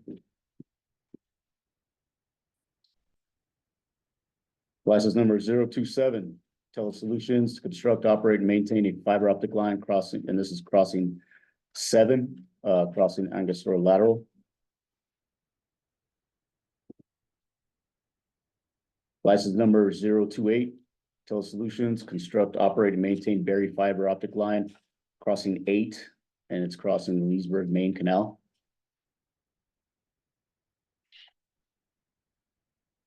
License number 029, Tele Solutions, construct, operate, maintain a buried fiber optic line. This is crossing 9, and it's crossing the Rincon Main lateral, or I'm sorry, Main Canal. License number 030, Tele Solutions, construct, operate, maintain a buried fiber optic line. This is crossing 10 of 13, crossing the Rincon drain.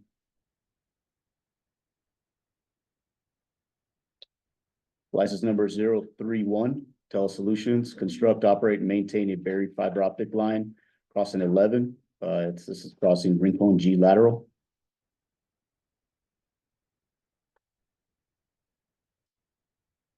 License number 034, Tele Solutions, construct, operate, and maintain a buried fiber optic line crossing 12. It's crossing the Hatch drain.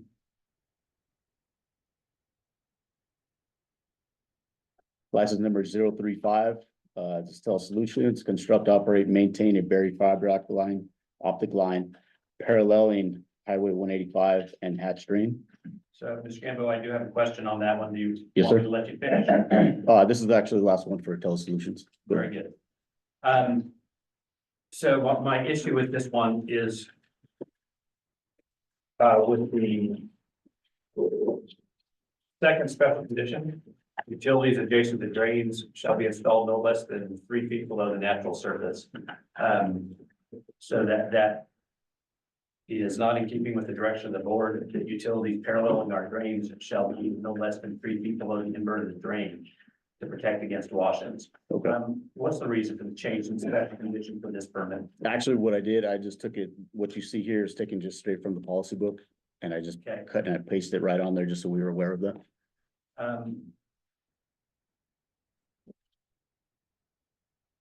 And so, Thank you. I'll hold my other comments for when we get to discussion. so how it works, and I'll just add to that, so that's when it's paralleling a drain, it's the outside 5 feet of the EBID right away and no less than 3 foot on depth. And usually it's utilities adjacent to drains shall be installed a minimum of 3 feet below the natural surface. And that's on the outside 5 feet parallel. So, and that's just per the policy book. Okay. Okay, the next one here, license number 001. This is Anthony Water Sanitation. To construct, operate, and maintain a buried 6-inch sewer force main line crossing the east drain. And so there's gonna be 3 Anthony Sanitation licenses that we'll see here. The first one we just talked about is in this area right here. It's the East Drain crossing. The second one will be the 3 Saints lateral east crossing. And the third one would be the Anthony Drain crossing here.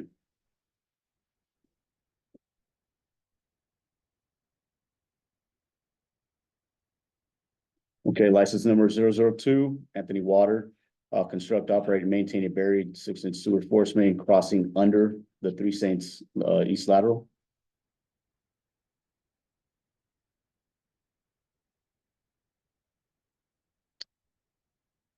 License number 005, Anthony Water Sanitation, to construct, operate, and maintain a buried 6-inch sewer force main crossing above the Anthony drain. Rob, I'm sorry. Yes, ma'am. Can you say it, please? Is it not? Right? You are starting it? Yes, ma'am. Okay. Thank you.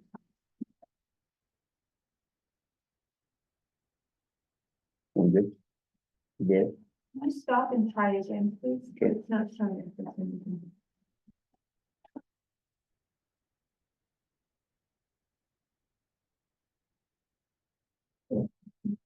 It looks like it is. Thank you. Okay.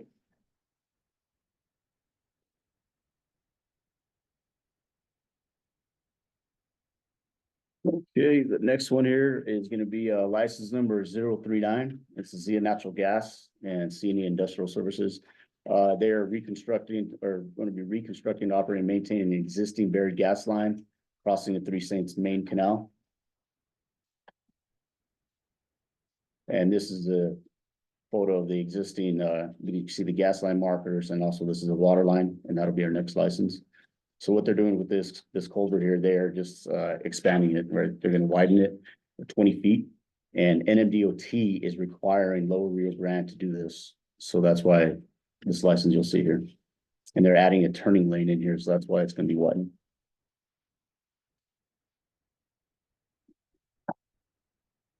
Next license 041, Lower Rio Grande and CNE Industrial Services. Reconstruct, operate an existing above ground water line crossing the Three Saints main canal. It's exactly what you see on the photo that we were just looking at. It's exactly what you see there. It's just gonna be expanded. They're gonna widen it. So that's exactly what's gonna be. Next license, 040 Comcast Cable to construct, operate, and maintain an aerial fiber optic line crossing the Mesilla lateral.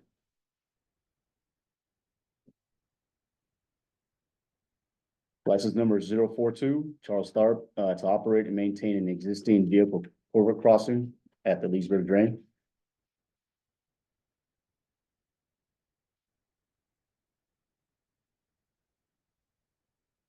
License number 043 El Paso Electric Company to construct, operate, and maintain an aerial electrical line crossing the Brown lateral.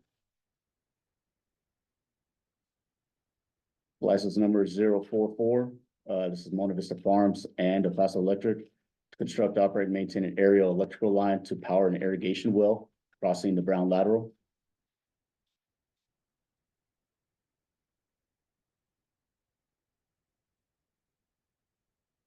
License number 045, this is NMDOT, to reconstruct, operate, and maintain University Avenue paved eastbound lane paralleling the college lateral.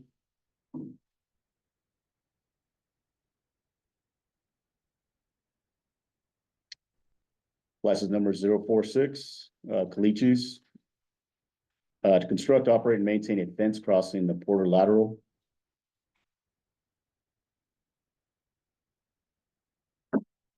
License number 047, this is Calichis also, to reconstruct, operate, and maintain a seating area approximately about 2,000 square feet with their red big brick benches and landscaping. So this is a renewal here for this one here. So their new license is this one here.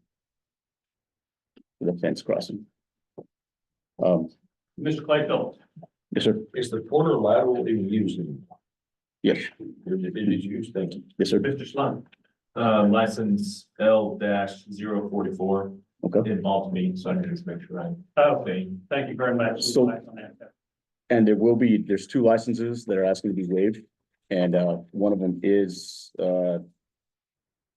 044, like Mr. Sloan mentioned there, and one of his funds at House Electric, and that line's to be powering, that electrical line will be powering an irrigation well. And to clear up what Mr. Slum was requesting there, he's requesting to recuse himself from Correct. consideration of that item. So we will act on it separately, discuss it separately. The next license to ask to be, for fees to be waived. 43, I mean, is tied to me, but I don't know. It's all back with these, I don't know. There's, Okay, so Does that make sense? yes, so that is also a permit that is benefiting your operation. Yeah. All right, so 43 and 44. Thank you very much for the clarification, Mr. Slum. I'm sorry, please continue. Okay. The next license that they're asking the fees to be waived is Charles Tharp, and this is operating an existing vehicle culvert crossing. So there's two there that are looking to be waived. And that's our 25 licenses. Do we have any questions? I do. So, but generally, well, let me just start with, if I may. Okay. License 2024-045, that's the DOT one. From University Avenue. The third and last one is the presentation. So I am generally familiar with what's occurring on University Avenue in the College Lateral. I could not understand what this permit actually, what part of that this permit was doing. Okay. What's happening in this permit?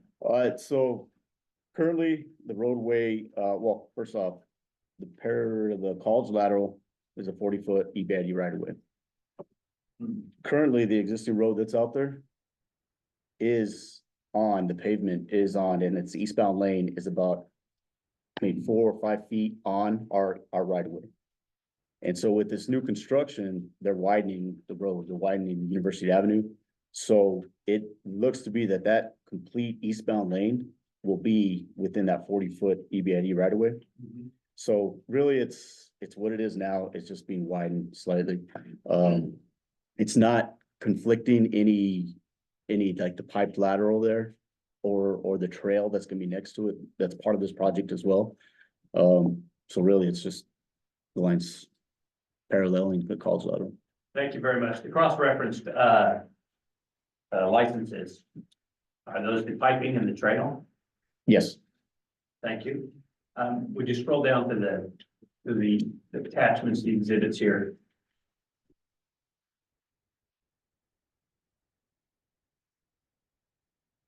And this is just NMDOT describing exactly what's going on with the project. Thank you very much.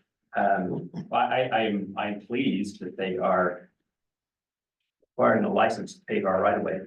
I appreciate that. Yes. Yes, so originally it was not, but it will be now. The other benefit is the college lateral is a terraplane concrete line ditch that's been in place for 50 years. And so the canal lining is cracking and failing. So in the condition of widening, University DOT has agreed to bury the college lateral. So all of that will be constructed. The lateral will be buried underneath the right of way, and then the eastbound, like this permit says, will then be encroaching a little bit into our 40-foot right of way, the shoulder of the eastbound lane. I'm just trying to just get my bearings. Is this the one that has the pipeline running down the bottom of the ditch? Yes, sir. Yes, sir. We had to do that because the concrete line Wasn't hold water. wasn't hold water. Yeah. It's not a problem.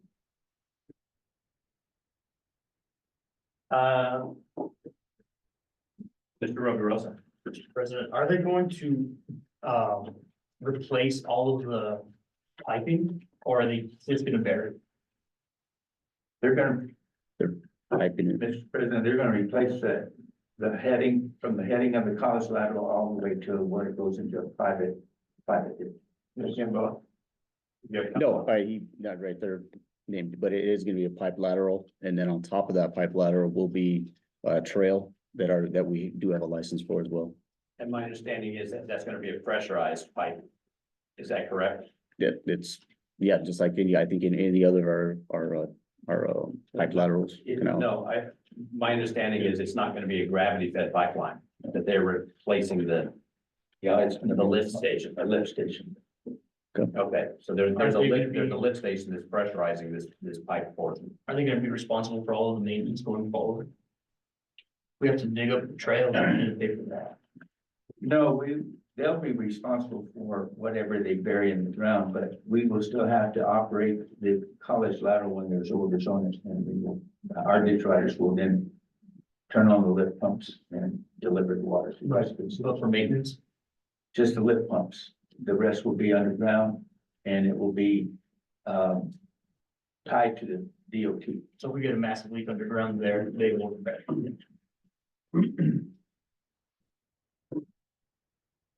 Thank you. Other questions on this license, Mr. Clayton? No, I'm sorry. Okay. All right, hearing none, Mr. Clayton. A question on 2024-015, one from Anthony Water and Sanitation. So it says the maintain a buried 6-inch sewer force main crossing above the Anthony drain at Waiter Station. Exactly, what is it gonna be? Buried or above or what? No, so let me, that was license number, License 50? That's the job number, is license 005. 005. Okay, thank you. so how that's gonna work. Let me show you what I got here. Okay. So in the general conditions, so it's, the buried let me show you a picture here, just kind of. So what you see here in this bottom picture here, this is what this line going above would be that sewer line. And in between the pipe lateral, right? Or I'm sorry, the culvert there. Above will be 12 inches of cover. You'll have your utility line, your sewer line, your 6-inch sewer line, and above that, it'll be 24 inches of backfill and then to your final surface. Mr. Rovirosa. Mr. President, why did we let them go above the culverts and not make them go below? I don't, Gary, chime in there. We can ask them to go below. They came in here a few months ago and changed their designs. I'm not sure if that one, And it's paved. it's top. paved there. Right. I think it would be easier for them just in the location there along Washington Street for them to try to parallel above that crossing. Where if any situation occurred, they'd have an opportunity. It's, like I said, it's a culvert crossing, so any sewage still would not get into our drain at that point. If there was a leak. Yeah, going back to the Kinder Morgan problem. Yeah. This would let them see if there's a problem. I mean, they can see it, but if it's buried, they don't see it. No, the sewer line is still buried. Oh, it's right, it's still buried. It's still buried, but it's above the culvert. Yeah, as long as it's not gonna be. And it'll have 2 feet of backfill, and then you'll have your final surface, which would be pavement. And this is the case in many of our sewer line crossings in the past, is many of them go over the culvert that's in place. Mr. Colquitt. If we ever need to work on that culvert, how does all that work? That's That's new, the- I mean, that thing runs all the That's time. the DOT culvert crossing. Okay. On a state road, so they would be totally responsible for any utilities above or below. If the DOT that would they'd be responsible for repairing the culvert, not EBID. So presumably Anthony Water and Sanitation, yeah, also has a permit with DOT to put a utility under their right of way. Correct. We are not involved in that, so I'm simply presuming that. Would it be encased in steel, Yes. the entire portion from where to where? EBID right away. But with sewer, it's pretty much all the way through, most of it. The crossings and all. And just to add some further clarification, so at this culvert crossing, presumably there's a head wall. Yes, So, when we've got crossings over culverts, things that we have protecting our facility, we've got the culvert protecting, a utility breach from getting directly into our facility. There's a pipe culvert there. We have the head wall protecting it from going laterally into our facility. Can it still get there? Presumably it can flow around and then come back. But that is the consideration we've had in whether or not they go over or under culverts. The ability to deal with an issue is increased when it's above the culvert. The likelihood of it getting into our facility is also increased if it's above the culvert. And not really understanding the mitigation of those two risks put together, I look to the recommendations of our experts in this. yes. And this license, I believe it was 2 board meetings ago, or we went through the licenses here. I believe Juan presented those. And originally, they had a large parallel along our drain, and it shot down from pretty much the 3 Saints, I believe, all the way down to this corner. And they went back and they revised, so they took in consideration what the board was asking. So they did revise, and they came back with just the 3 crossings that they have here to limit their, I guess, EBID contact. Mr. Garai. Sir, What size is that pump? that's a 6-inch sewer line. Yes. Not a 2-inch. Let's hope not. All right, you know, Greg, we have under the railroad. And, I mean, it's, you take a water line under a railroad and they make you do all that same stuff, we can tell you. And we had a truck driver, because you have to have markers on that thing, hit that thing and it broke the pipe just going out, not in. But anytime that happens, because it's designed like that, you'll see it pretty quick. I mean, I'm not saying you can't get into our systems because humans fail. But the thing is, that kind of setup is way less likely if it fails not to be seen real fast. So I think it's a good thing. I'm not. Would you bring back up the design drawing, please? So I will also note on this, you'll notice that the sewer line increases in elevation across the culvert, it goes back. So if there is a breach elsewhere, it is less likely to pipe along the pipe and then fall into our facility because it has to go uphill and therefore. Doesn't mean it won't. It's simply that, you know, these are various things that come together to mitigate the risk.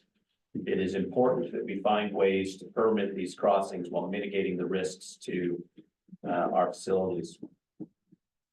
Above it is less likely than below it's soaking up, maybe. That's what I would say. But Mr. Gamboa, do you have an opinion? We've had multiple discussions with Bohana Houston about this, and they're trying to, I guess, comply with whatever the board's asking for. And we, talking to Juan, myself, and just the engineering department, we recommend, you know, that it is approved. Thank you, Mr. Gamboa. Other questions on this permit? Those are good questions. You know, again, the idea of many eyes. This is the cheapest point to catch a problem. This is the cheapest point to catch a problem.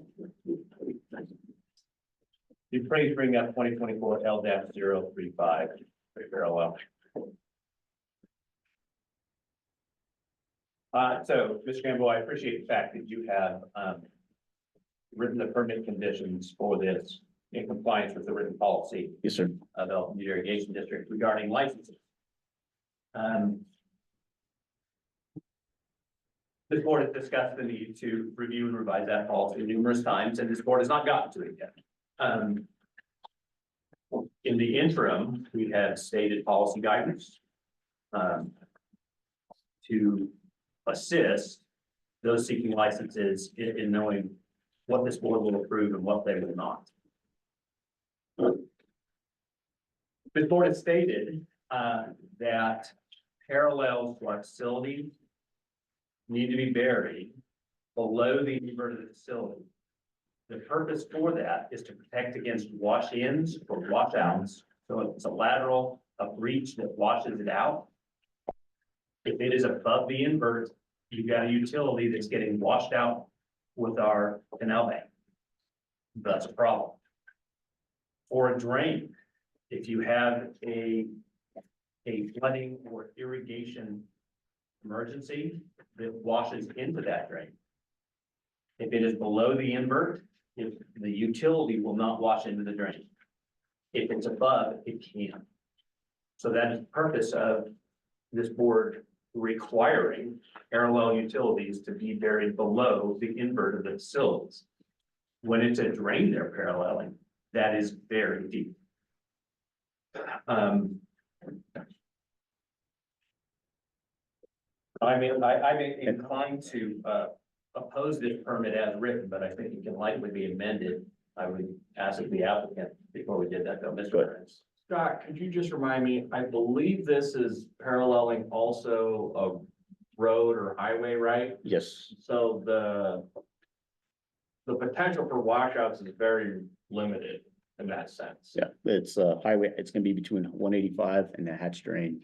And also, telecom or Telesolutions, they did take in consideration the discussion from the board the last time around.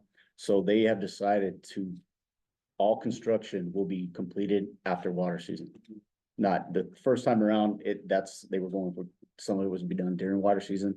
They heard the board's, recommendations there, what they heard you, and they're making those adjustments, so all construction will be done after water season. Thank you very much, Mr. Gamble. Do we have a representative from the, Yes, we do, actually. if you will permit me to, I would like to ask you the question. Sure. If we altered the conditions on this permit to reflect the expressed desire of this board, that they be buried 3 feet below the inverted drain, is it still a useful license, or does it make the license unusable for them? We can use your license, but can I make another, Please. your policy does state within 5 feet of your right of way. You go within 3 foot natural ground because of the way that the width of that is. I mean, it would have to be a massive, damage and water damage, and you would be, disrupting, 185 would be, impenetrable, right? You wouldn't be able to cross. The other portion of that, for you guys is if you're within from 6 feet to inside, that's when you're, below the inverted center for your policy. Because exactly what you said, you don't want to, if I'm within 3 feet of that bank, yes, then I'm gonna be in your way when you go to maintenance. That's why your policy states from right away to 0 to 5, it's gonna be very rare that you're gonna have a maintenance issue. And if that happens, there's gonna be a lot of other people that have maintenance issues. It's gonna be, probably water, gas, or anybody else, because that's gonna be probably no problem. So I'm asking kind of your consideration to go by your policy, 0 to 5 feet. And it's gonna be right next to the road right away anyway, a very wide distance from where your injury is. Thank you very much. I appreciate the input. Other comments from the board on this, this particular license?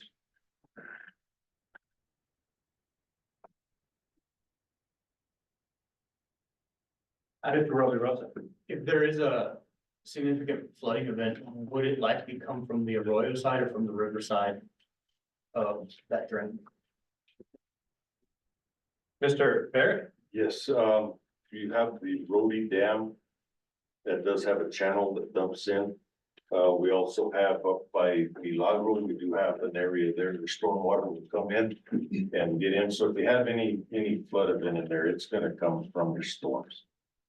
From the desert side or from the river side? It's gonna come from storms from the desert side, from the actual flood control dams or the wild arroyos that. Is this, okay, this is north, so the majority of the storm flow will come in from the south? You'll have some from the north. Well, it's Hatchet. What direction are we looking at, guys? You're going up. So yeah, from the upstream side, you have the Rhodey Dam that comes in from the upstream. We have the Milagro area that's well upstream. But then right across from it, we also have part of the Porter Weiss. And so we have, it's all storm flows that come in. You're not gonna have wasteways coming in, other than the one on the Rhodey lateral, which is built for stormwater. So it's all stormwater that'll be coming in. So the majority of the flow in the drain would be coming just upstream of already in the drain. From channelized, from actual arroyo channels or dam channels directly, which would be concrete structures that would be directly into the drain ditch coming from upstream to go by here. Okay, so right, just south of there, that desert is not a major contributor to storm flows usually, that portion of the desert. Not at that point, because in all reality, what's back behind Bill's onion shed and behind that Porter Weisenhunt, it goes into another channel through a dip in 85 and back around, stays completely out of our system. So not in a drain, not in a lateral. So I think it's fair to assume that there are certain portions of our infrastructure that are more likely or less likely to wash out during storm events than others? Yes, And how risky would you say, how high risk is this particular section? for washing out, no. Thank you. That's definitive. Other questions on any other permit? Mr. Barrett, I just, on this one here, Yes, sir. how likely are we to ever cut this fiber optic cable? I mean, I don't want to be involved with telling these cables. No, like you say, as long as you're right up against the shoulder of the paved road, we would not. That drain is already pretty well set to as-built. We go through and dip it and clean it, and what it would be was just a simple shaping of it. We would never be digging out towards the highway. There's already, utilities along that area. That's the thing. There's already some utilities in that area that have been in there for the beginning of time. Thank you. Mr. Rubio? Scott, what's our right of way total footage? The right of way for this terrain, I believe it's 120. 120, so it'd be 60 feet from the invert outwards. So essentially 55 from the invert, that's where they want to go.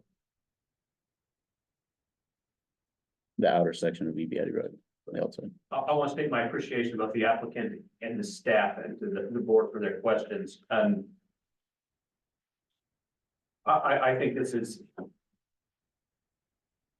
an excellent example of how to request a variance to stated policy, to compliance with the written policy. But asking to vary from the stated policy with substantial demonstrative evidence of why it's appropriate to vary from the policy in this particular instance. I will note I rescind my opposition to that license. Greg, so we're not varying though. From the written policy, we are not, but this board has stated that it will require all parallel utilities to be 5 feet below the invert of our facilities. And so that has not made it into the written policy yet, but we state verbally frequently.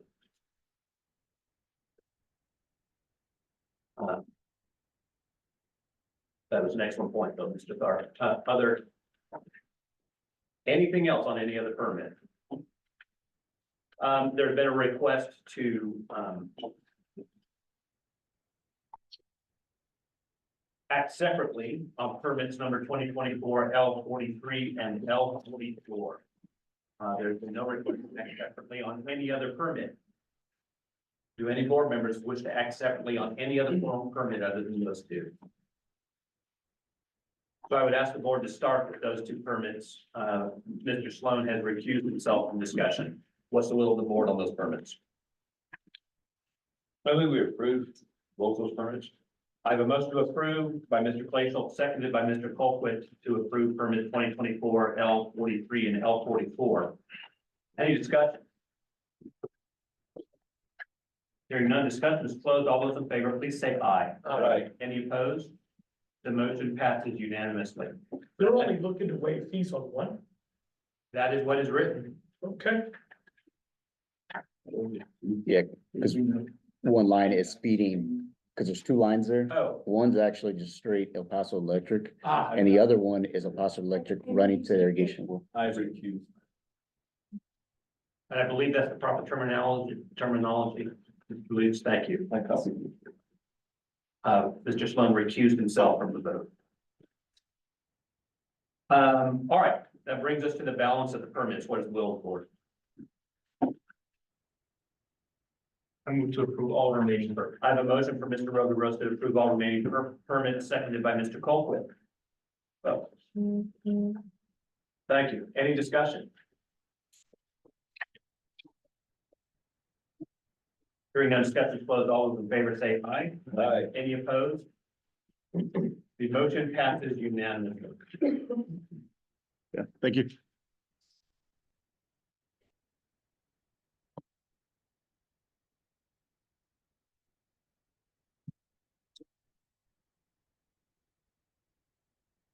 General administrative.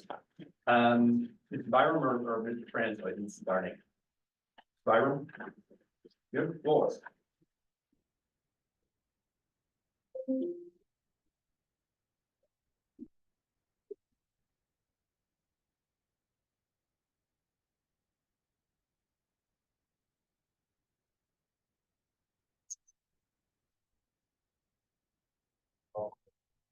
Good morning. I start with the cash balances quickly. As of April 30th, we had about 9.4 million in cash and investments.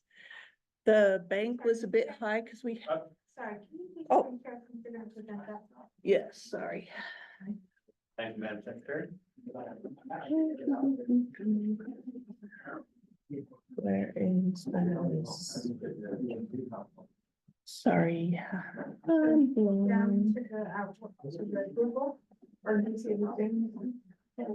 There one, okay.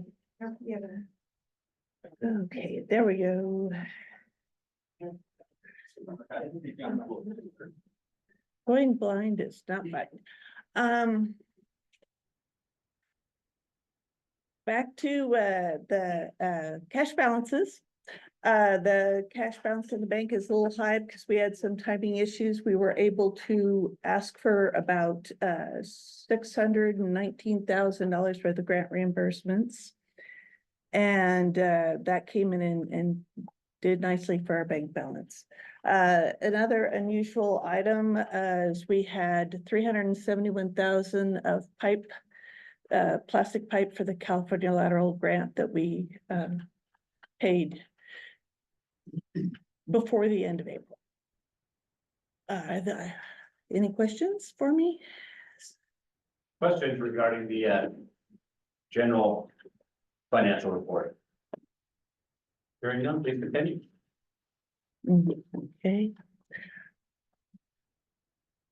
I would simply make a comment of thank you, that report with the explanation of extraordinary items is just about the right level of detail. Thank you. Yes, sir. The next item I have is a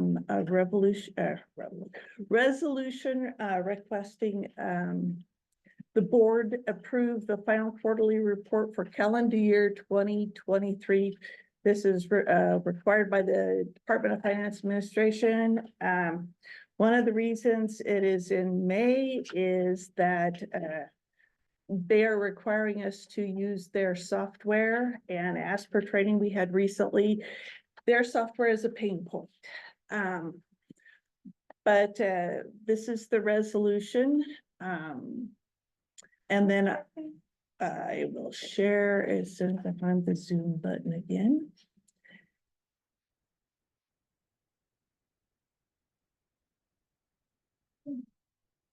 This is the resolution. It is a standard boilerplate resolution for the DFA. Do you have the quarterly financial report was in our packets? Do you happen to have that? Yes, sir, I do. Let's see if I can share it.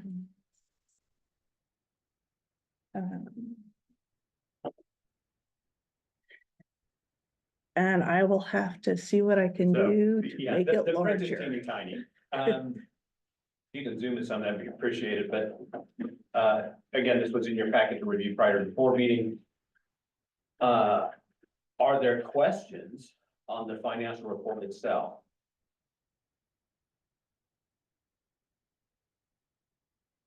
I'm hearing none. Is there anything you would like to highlight in the financial report? The main thing about this report is it is going to be different than your external audited financials, and that this is on a totally cash basis. It was prepared early on at the end of the year, and it is in a different format that the DFA requires with their new system. But this is what we have, so. Thank you, Mr. Rovirosa. Mr. President, I do have some questions about the BOR grants. On the page, it says revenues. Yes, sir. There are about 570,000 in approved budget for those three grants, but none of it's been credited to any of the quarters or year to date. So what's the status? The revenues were not recognized on a cash basis because of permission issues and all the changes with the management that we went through, I was not able to make the reimbursement requests until early in 2024. So, okay, so when do you think we will receive all those reimbursements? We have We've received received those. all of those reimbursements. Yes, sir. So is this year to date number just from last January to, yeah, this is just for 23, right? Calendar year. Yeah. The approved. Okay, so is there anything in the approved budget besides those grants that fell into this year and not last year? Yeah, the months of November and December of 2023 are reflected in this on a cash basis. But what we do is we take the budget for the fiscal year that we have, and we just assume that November and December for the calendar year is going to be the same as prior November and December. Okay, got it, thank you. I think, Karen, I think he was kind of referring to like encumbrances or any other form of restricted cash that carried over into 24. And then because this is a cash basis, there are no encumbrances.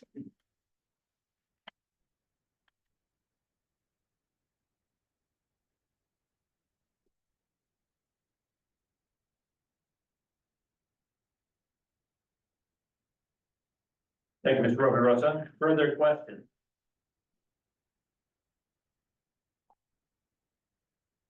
Hearing none, we have before us resolution 2024-06. What is the will of the board? I'm going to accept the resolution. I have a motion from Mr. Sloan to accept resolution 2024-06, Second. seconded by Mr. Claypool. Any discussion? Hearing none, all those in favor say aye. Any opposed? The motion passes unanimously. Thank you very much, Mr. Byron.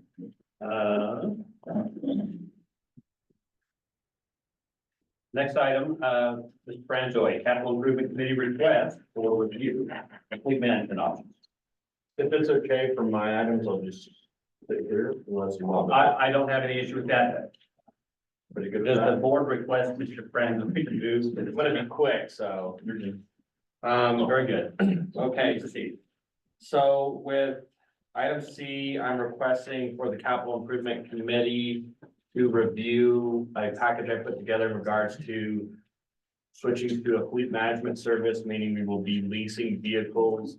David and I have been through some of the legal work, and kind of cost of that. I don't think it's a budget issue. So just long-term planning for leasing vehicles at EBID to save us, costs as we do everything all cash. So there's a request to refer that to committee. Is there any opposition to that request? Hearing none, that item is referred to committee. Mr. Franzoy, what are you requesting a deadline for that? I will refer to that committee if accepted, and I will put that on the calendar, but within 2 weeks. Very good. So that item is referred to committee. That committee, the president requests that committee to meet within the next 2 weeks to consider, to review the fleet management options. Does everyone know who's on that committee? Yes. Okay, very good. Please continue, Brent. The second thing is request for approval of the RFQ legal structure consultant contract under 60K. We have reviewed that with the legal committee, and so I would like them to open it up to them for their commentary. Thank you very much. I will note that the contract without an awardee was presented to this board last board meeting, so we've seen it, but we've not seen the awardee or heard how the process resolved. With that, Mr. Colquitt. So, the legal review committee interviewed 4 applicants and, found, just kidding. Can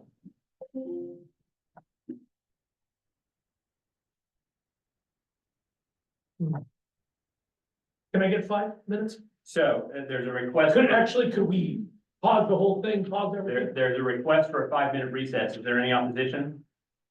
Without opposition, we are in recess. We will reconvene at 11:20.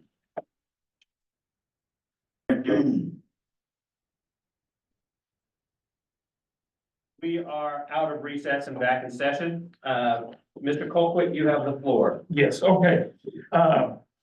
Based on the conversations we had with the Legal Review Committee, it is our recommendation to cancel the current RFQ. Very good. So we have a recommendation from the Legal Review Committee to cancel the RFQ for a legal structure consultant. Do I make a motion on that? It's fine to open with a motion, so sure, we'll Okay. open it. I will consider that a motion. So Okay, Mr. Colquitt has moved to cancel the RFQ for the legal structure consultant. Second. I have a second for Mr. Claypool. It's open for discussion. Mr. Roby Rosa.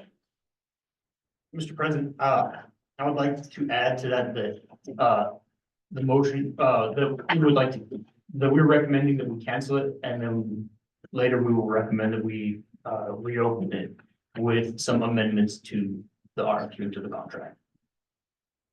So, Very good. All right, so there's an understanding here, appreciate the discussion point. There's understanding that there's an expectation that we will likely reopen an RFQ in the future. Immediately. With presumably an adjusted scope of work. Mr. Francois. I believe that's a friendly amendment to PK's motion to cancel this current standing RFQ and to open another one with a. Correct. Thank you very much for that clarification. So, Mr. Colquitt, do you accept the friendly amendment to, add to immediately begin another RFQ with an adjusted scope of work and RFQ process? Thank you. All right, Madam Secretary, I'll rescind it. I will state the motion as I've heard it. The motion on the floor is to cancel the current RFQ for a legal structure consultant and immediately refer to committee the creation of an RFQ with amendments. or an amended RFQ for a legal structure consultant. Thank you, Mr. President. Did I state that correctly? Thank you very much. That's the motion on the floor. Further discussion. What's the legal review committee's expectation of timeline? Short. ASAP, fast. Very good. All right. Other considerations? Comments? Hearing no further discussion is closed. All those in favor of the motion, please signify by saying aye. Aye. Opposed? The motion passes unanimously. The creation of an RFQ for legal structure consultant is referred to committee. The legal review committee will meet and handle their process on that. All right, President, Mr. Claypool. do we need a motion at the present time or later to formulate a new RFQ, or is that part of it with the amendment? So the amendment was to refer it to committee. The approval of the RFQ will come back to this board from committee. But we got permission to proceed with it. That's correct. In fact, you've been directed to. Thank you. Okay. Mr. President. Next topic is the RFP for water council. Also met with the committee on this. We have made quite a few changes to the RFP contract. Changes are still underway. At this point in time, we cannot present to you an RFP that's ready to go out to bid. And specific to board direction at the last board meeting without, the use of utilizing the RFQ individual and having them provide commentary. That contract is, or the RFP is not ready to go out for bid. Thank you. Very good. So there's no action required on approving the RFP. I would make the request to management to continue to have that item on our agenda so that as soon as it is ready, we have it properly agended and can act on it. Thank you. Do I need to make a motion to table that RFP, or is this? No, no, because we don't actually have it in front of us, so we can't act on it. So that, unless there's a different direction from the board saying that we're gonna act on it without it in front of us. Not hearing that, we will move on with the agenda. Did you have anything on that, Mr. Francois? No, I think everything's, moving along as fast as we can get it done. And I think this process will be ironed out for the future RFP and RFQs that we would be engaged in. I expect that I appreciate this, I appreciate staff working through the learning curve of setting up an efficient process in this. So I'm grateful to all parties on this. The fact that it's not ready is not a sign of failure. It's a sign of work in the process. Well, actually, there is one other thing I need to add to that. It came up for the RFP for the legal firm that the board would potentially serve as the evaluation committee. Thus far, there hasn't been anything that states the board hasn't. We're gonna dig deeper into that, or that the board can participate on the evaluation committee. David's looking into that right now, and so we'll get back to you guys with that. So that might be something we need to talk about for the RFP in terms of having the board sit on the evaluation committee. Thank you very much. So I'm assuming the legal review committee is considering the procurement hurdles in having governance participating in the selection process of an RFP. And so I would suggest that can continue to be discussed in committee, and the committee will eventually have a report to us on that. Mr. Lutz. And Mr. President, I'm just saying that my review of that is ongoing, and I would agree to continue to work with the committee be the best option. Thank you very much, Mr. Lutz. Mr. Copeland. Is this an appropriate time to discuss an evaluation committee in front of them? No, yes, So, If it's related to the RFP, yes, RFP. so I wouldn't think that this is so this is my thought on that topic, if I understand it correctly. We have a general question of how governance can participate in the selection process for RFPs. I do not think that we have a specific question about this is the only place we want governance to participate. So given that item is not currently on the agenda, we don't have a committee report from the legal review committee with a written recommendation to discuss, so it probably would not be the appropriate time. Sure. But at the next opportunity that the legal review committee is giving a report, if that's been discussed in committee, it can be brought up. Thank you, Mr. Colquitt, for asking.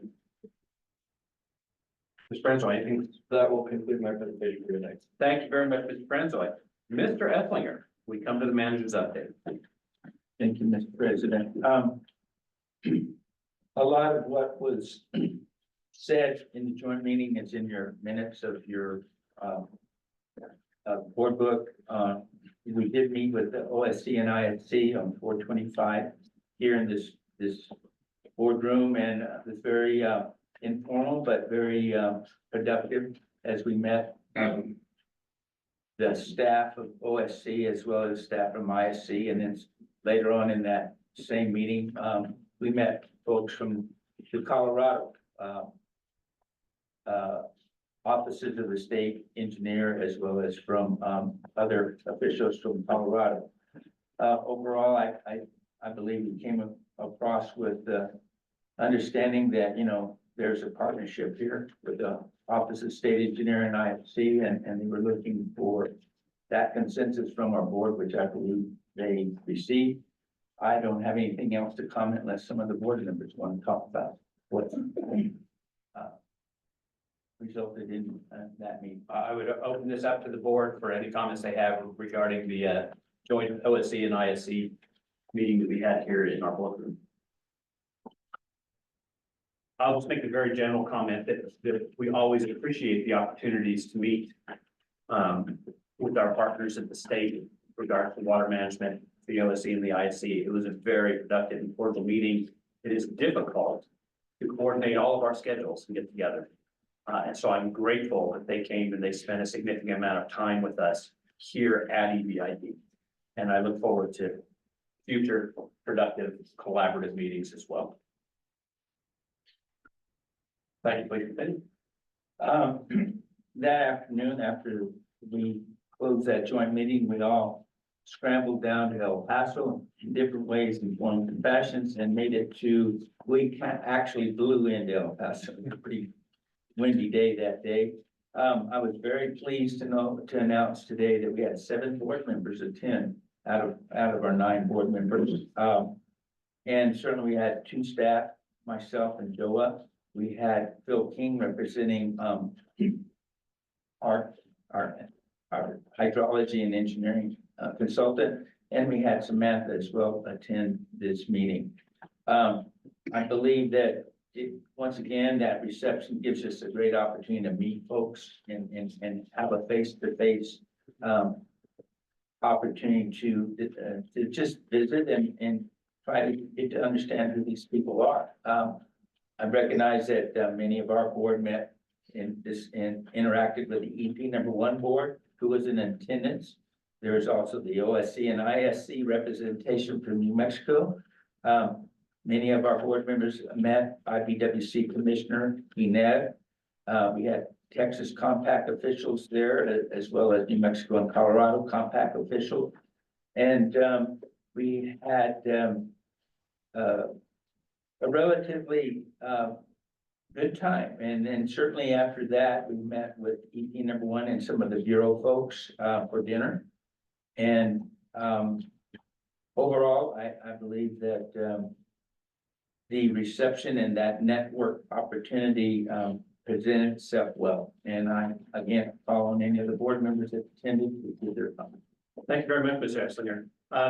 I agree with the utility of getting together for this meeting, and I appreciated how many board members made it to it. Mr. Franklin. I would like to comment that I think a lot of positive things have came out of this meeting. OSC and ISC kind of, well, they sent us an MOA cooperative agreement. They're willing to come to the table and work with us, assuming that everything in that agreement is sound. At the compact meeting, you had IBWC compact commissioner state that they're gonna be looking at cleaning out our river up here in our area. And then at the watershed dam coalition meeting, you had NRCS state that, they have funding and they're willing to find partners to come to the table with that. And so all of this combined with, recent activity of our IRA, everybody's kind of coming to the table, they got dollars, we're improving infrastructure, we're cooperating together. I think that a lot of positivity coming out of these meetings. I think it's great for us to attend and see where we can piece ourselves into the puzzle. Almost from the board, your perspectives on the reception for the Rio Grande Compact this meeting. Putting your face in front of some of these people is a good thing. I couldn't agree with you more, Mr. Glacial. They should recognize you when they walk into a room, and they can't do that if you never show up. They can run from you though if they know who you are. There's also that's also, perhaps not a bad thing. But there's an undefinable element in recognizing that the people with a different viewpoint are also human, that they are also go through all the same struggles that you do. And these are the opportunities for you to recognize that in others and for others to recognize it in you. And so I cannot overstate the importance that I place on spending some time with the people that we are working with, the people we're collaborating with, the people we're cooperating with. There isn't at the details of where we have conflict and how we're going to resolve it. Finding some opportunity to recognize each other's humanity is critical to coming up with solutions instead of just continuing to fight. Mr. Esler. Yes, the following day, we met for the 85th Rio Grande Compact Commission annual meeting. It convened, that morning, and, it lasted about 4 hours, and all three states gave their reports. We heard the secretary report from last year's meeting in minutes. And then also the agency reports were given that day. In attendance that day, as I know that Greg Gavier attended and PK attended for a while.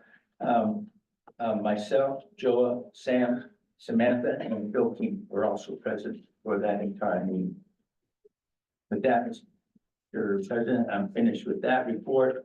I attended a meeting with the BLM in Santa Fe, along with Hector Gonzalez with the City of El Paso Water Utilities. He's our government affairs manager.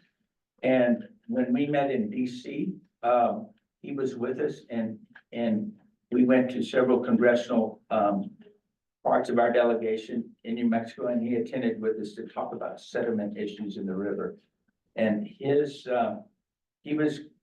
lobbyist was gracious enough to make arrangements for a meeting we thought would be in DC with the BLM, but it turned out that the person we talked to was in Santa Fe. And her name is Dominica Van Cotton. She is the Lands and Realty Division Chief for the BLM, and she is moving from Santa Fe back to Washington DC. But we caught her at the right time before she made that move. Also on the phone was Anthony Holmes. Well, he was on the Zoom meeting. He's from here in Las Cruces, and also Jill Aragon. She's a project manager for the New Mexico State Lands Office, and we had a great meeting, lasted about an hour, and we just asked for help with them. We submitted to them a request for river maintenance, and we handed out a report. Glad to send it to any of you that would like to know, but we were just asking for help from BLM to find a home for the sediment that comes from BLM land and ends up in a river. We're asking for ideas of how we might be able to remove that sediment and get it back up on BLM land where it came from. And was a pretty informal but open meeting to discuss that issue and its seriousness. And we came up with two ideas: a short-term solution, and then certainly a long-term solution that will take more time to develop. But the short-term solution is we asked the BLM to identify opportunities within 3 to 5 miles of the river in certain areas, primarily in the Hatch location to begin with, around the Bositas Arroyo area and the Rincon Arroyo area, to find if they had, believe it or not, abandoned gravel pits and also landfills that often need to be capped with sediment.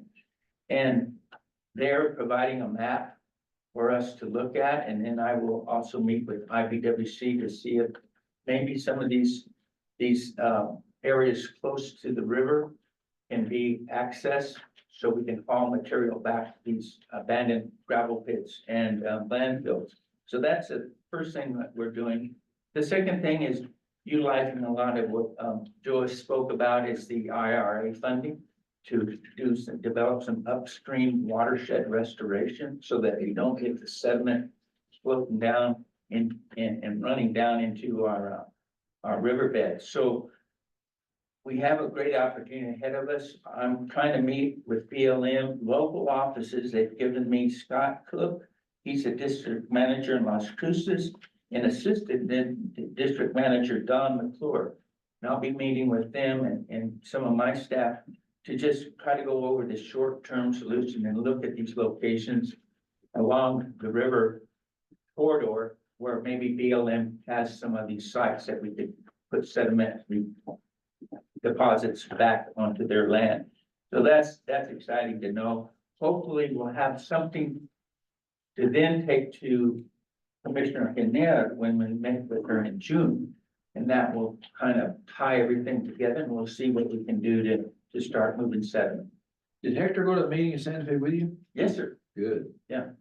Good. Yes, he's the one that actually set it up through his log to NBC. Yeah, you said he set it up. I just wanted to. Yeah, he was there with me. Good. And so the two of us had reports to give to the to the BLM that pretty much complemented each other because he's got a sediment problem in Texas for his treatment plants. Like we have a sediment problem just to get it out of the riverbed. So we went in tandem with our issues and clearly we had the interest of this division chief to help look at this issue more closely. And so these meetings I have here with the district office manager will be important for us to locally find these sites that maybe we can work with BLM and IBWC to deal with our sediment problem. I have any other questions about that? Just a quick comment, a cooperative and collaborative relationship with BLM is new. And very well. And so I, again, am grateful for how the district has positioned itself to be welcoming the folks that are looking for solutions and how we can collaborate together to find them. Okay, my last report is on the New Mexico Watershed Dam Owners Coalition Conference that was held May 1st through the 3rd in Ruidoso. And we had two of my staff members attend, Alex Rubio and Juan Cabrero. They attended from my engineering department. And then also myself attended, I presented, was a presenter on a panel that on one of those days up there. And we also had Casey McGuire. He's my foreman for the maintenance foreman in the Hatch Valley. And when you heard Leo speak of a staff member that directs the attention to our dams, it's Casey McGuire. Casey is also on the board of this the Biosoil and Water Conservation District. So they paid his way to go to that conference. So I had we were represented at the conference by 4 EBID members. The first day, John Romero from the state engineer gave a pretty interesting talk about the different departments and where the money was going that they acquired from the appropriations last year from the legislators. We also had the NRCS report to us. It's the New Mexico State Conservation Engineer. He's new. He's from New York, and he's come here to New Mexico, and so he was able to give a pretty comprehensive report of the concerns that they have with rehabilitating these NRCS EL 566 dams that we are sponsors of. Also, Genevieve Allen was there, and she reported. She's from the Bureau. She reported on the drought resilience efforts in New Mexico and also on the funding opportunities coming to the Rio Grande project. So that was interesting to hear from her at that conference. The next day, Shishil Chandari, he's the Dam Safety Bureau chief. He gave a report on the condition of the dams throughout the state. This is sort of alarming. I took some notes, and out of the state of New Mexico, we have at least 400 dams. 179 of those dams are high hazard. They began as a low hazard dam condition, and because of community growth and more population growth, now there's 179 of those are high hazard. 61.5% is the amount of concern he had. The majority of those are all in poor condition. And when he brought up the map of where these dams are located, the majority of them are in our reach from Caballo down to El Paso. That's a combination of Diana flood control dams, private dams, and soil and water conservation dams, and EBID, which has 28 of those dams as well, all in poor condition. I think the important part of that was also to understand, the risk that we all take with these old dams that have been in there, like you said, since 1950s, in the early 60s, and they have overlived their life expectancy. And so all we're trying to do is just kind of keep them safe enough that they can hold, a flash flood, and hopefully not create anything differently than that. In 2022, we had one of those dams really feel the brunt of one of these flash floods that happened in a 3-day period. It was up in Hatch. It was a private dam taken over from a flood group under the Bio Soil and Water, called them a Cleve Flood Group. That dam the water went over the top of the dam.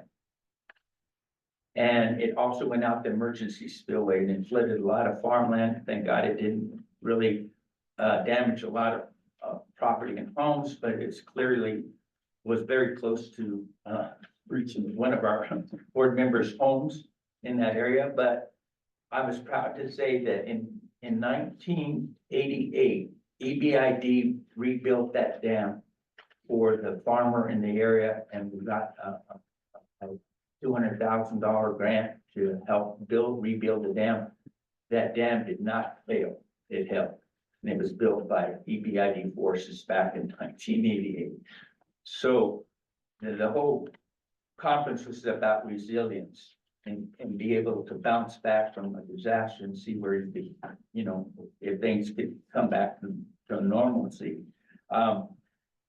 The other important person that spoke that day was Tanya Trujillo. She is the deputy state engineer, and she spoke on the New Mexico 50-year water plan and the governor's water task force. And so after the meeting, I was able to speak with her, and I honed in on the fact that we need a risk analysis done on our dams down here, and that it's $20,000 to $35,000 per dam. So we're talking maybe $200,000 to $300,000 for a risk assessment. She said, Gary, she says, after this meeting, she says, I understand the importance of what you're asking for. She said, write the state engineer a letter and copy me on it, expressing your concerns that you would like to have this risk analysis done and what you think the cost would be. And so I'm developing that letter as we speak.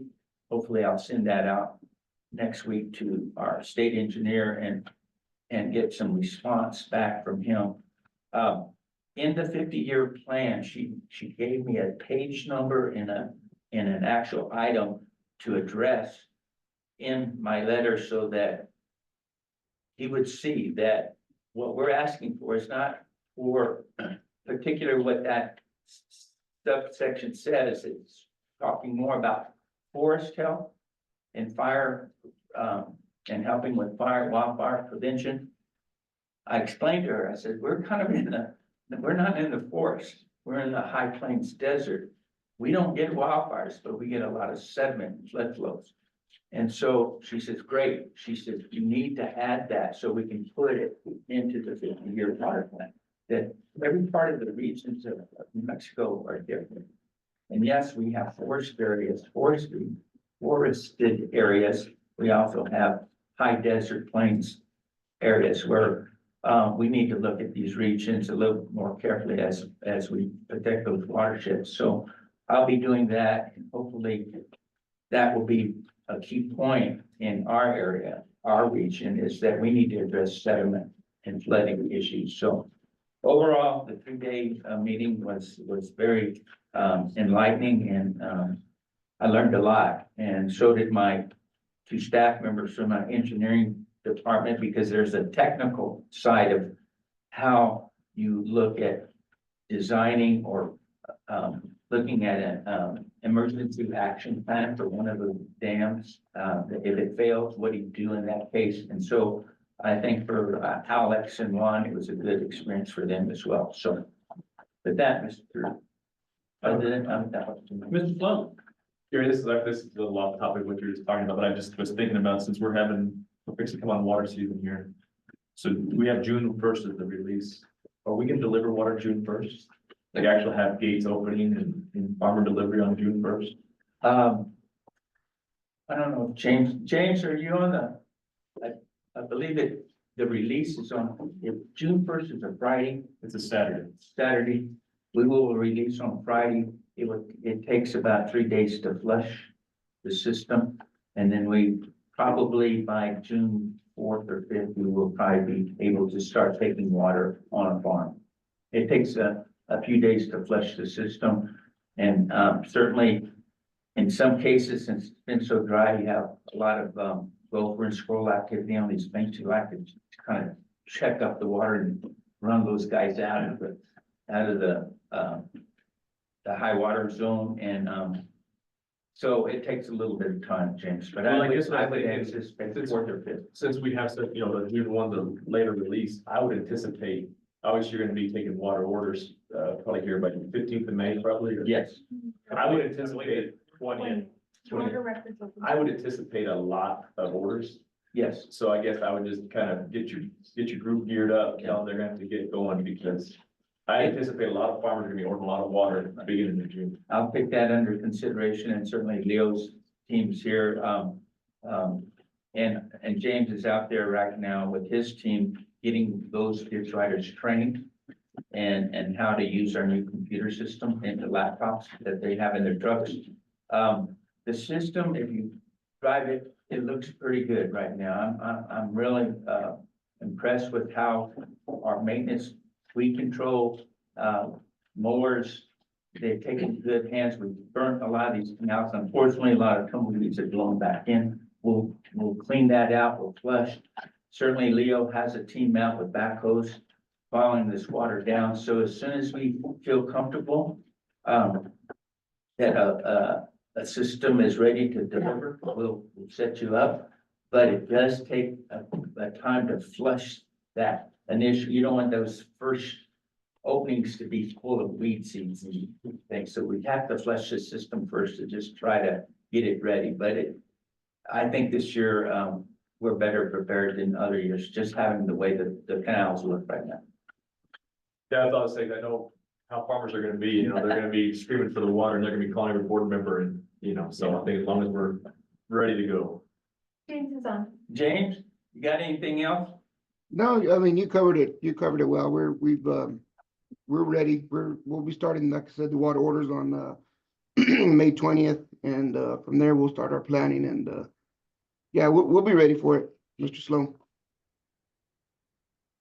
The only piece I would add, in talking with your neighbors, if you have an order in, be prepared to take the water. If there's an issue in flushing the system, they may need to evacuate the water. And so being ready to go is important.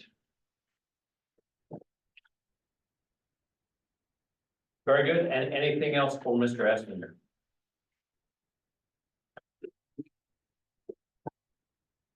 That brings us to our two committee reports. We're gonna go ahead and start them before we break for lunch, and my intention is to break for lunch before the HR and safety update. That said, if this extends out, we'll get lunch and come back. The Board Rules and Ethics Committee, Mr. Garai. Thank you.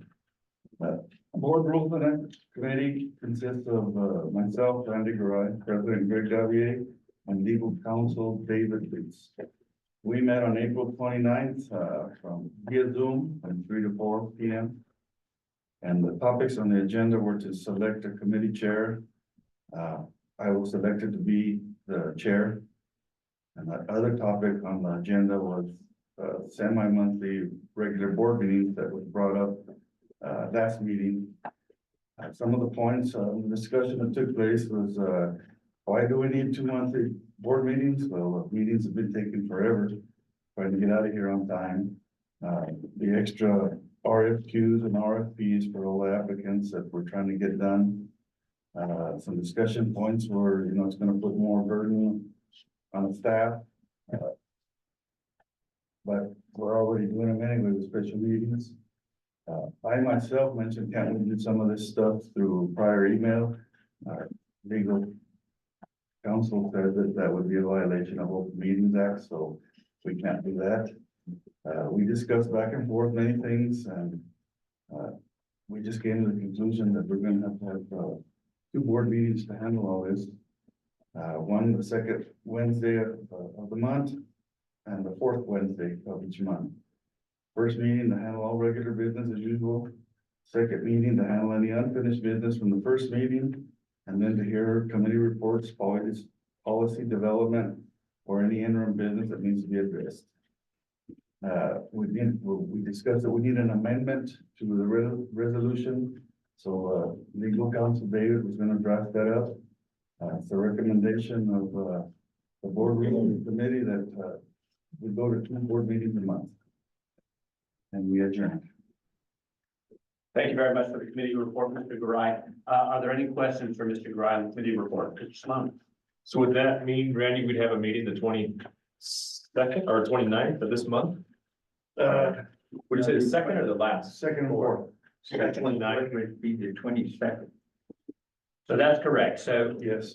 my understanding is if the board approves the amendment or resolution, the first opportunity to have a meeting on the fourth Wednesday of the month would be May 22nd. I just didn't know if it would happen right this second. That's what I wanted to clarify. If the resolution is passed, it is effective immediately. Mr. Roby Rosa. Mr. President, I would say that the main goal of this is to, not have surprise meetings, to, unplanned meetings. We would just have two meetings, every month, and then that meeting may not necessarily be populated with agenda items. So if that's the case, how will happen? So we had a discussion about what occurs if we have, if we complete all business, all regular business at our regular board meeting on the second Wednesday, and there are no committee assignments or reports to handle for the month. So we still will have a notice meeting. There will still be an agenda. If the agenda has no items of business, that is what will be noticed to the community. I do believe we still have to have a meeting where we convene and adjourn. Given that there's no business conducted, does that require any more than a single board member? I mean, you wouldn't have a quorum, but you could still open and close the meeting. You know, you just couldn't conduct any business, but if it's not agenda's out, then it needs to be conducted. I think that would be appropriate. So that is the minimum requirement for the meeting, is that we have somebody here that can open and close the meeting. If there are no agenda items, there's nothing to take action on. If there's no action, a quorum is not required. Mr. President, and maybe this has to do with how we formulate a motion or something. Could we give you the power to cancel a meeting if there's no business? Meetings can be canceled. Canceling, could you simply delegate that authority? My expectation would be no. That the change, when we change what a regular board meeting is, it requires action of this board to do it. And it has to happen prior to the board meeting. So we will move them if we have a conference or travel impacts that would prevent necessary personnel from being in a board meeting. It requires an action from this board to do that. It is an ad hoc amendment to our Open Meetings Act resolution that we accomplish in an open meeting. So no, I don't think you could just delegate to the president the option to cancel a meeting. Would it be possible to have a virtual meeting and say, there's no business, adios? So there was a discussion on that. I think it might be in our. There was a discussion on could we do meetings virtually? and if I recall correctly in that discussion, there has to be a stated reason why the governing body cannot meet in person. And it has to be something more than just, it was inconvenient to drive to our meeting place. So if you were traveling for a conference for the district, it would be appropriate for you as an individual board member to attend remotely. This does not create a provision to simply allow us to have regular board meetings via Zoom. Our committee meetings are fine that way. Our board meetings, this is the stated location of them, and they're expected to be in person. Do I have that correct, Mr. Leeds? Thank you. Yes, that's correct. Mr. Esslinger. Mr. President, is it, permissible for if we find a need for that, to put something on the agenda that comes from staff or from myself, is that permissible to add or put on that agenda as a discussion item? So my quick response to that would be yes. Let me see if there's anything in the requested recommendations from the board that would prevent that. Any interim business that needs to be addressed is a recommendation from the board. So I would suggest that that is covered in the recommendation from the recommendation from committee. Mr. President, Mr. Clayton.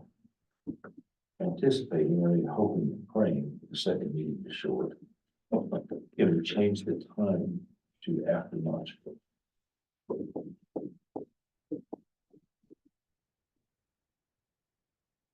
Mr. President, Mr. Lutz. I would say that would be similar to the issue of, moving the date of a meeting, because your open meetings amendment indicates 9 AM. Right, and so the question is, can we?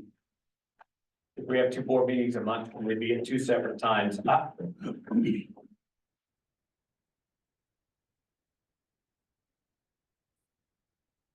My gut response is that creates confusion about when the public should be attending our meeting. It's probably not insurmountable. It was not discussed in committee. If that is the desire of the board, I would suggest referring it back to committee for further consideration on having 2 different times for our 2 meetings. And we have to update the resolution and get that corrected. Yeah, I think it would take more discussion than simply, let's make the second one 1 PM. I'm not comfortable. I'm not comfortable telling you today that that's been considered thoroughly enough to simply put it into the resolution. Mr. Sloan, the only thing we need to think about on the second meeting, like, I know it's an expense to have this lunch. Well, we anticipate these second meetings being a shorter meeting. We need to probably have a plan like ahead of time, like, do they need to have a lunch or not have a lunch or things like that? I would concur with that. I think most of you are aware, before every board meeting, I meet with management as the president of the board to review the agenda and make sure that we're coordinated for that. In that meeting, certainly could be a discussion of how long is this meeting going to go? Is it going to go long enough that we need to take care of life support and have lunch? And Mr. President, Mr. Lee. it might be worthwhile, I know we talked about this in committee, but there was discussion of staff burden of multiple meetings, and it might be worthwhile to hear kind of what goes into a meeting in the background.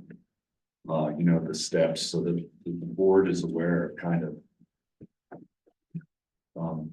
I don't know, Mr. Esslinger, you probably have a better sense than I do. I know that Ms. Ontiveros has to work very hard on minutes agendas.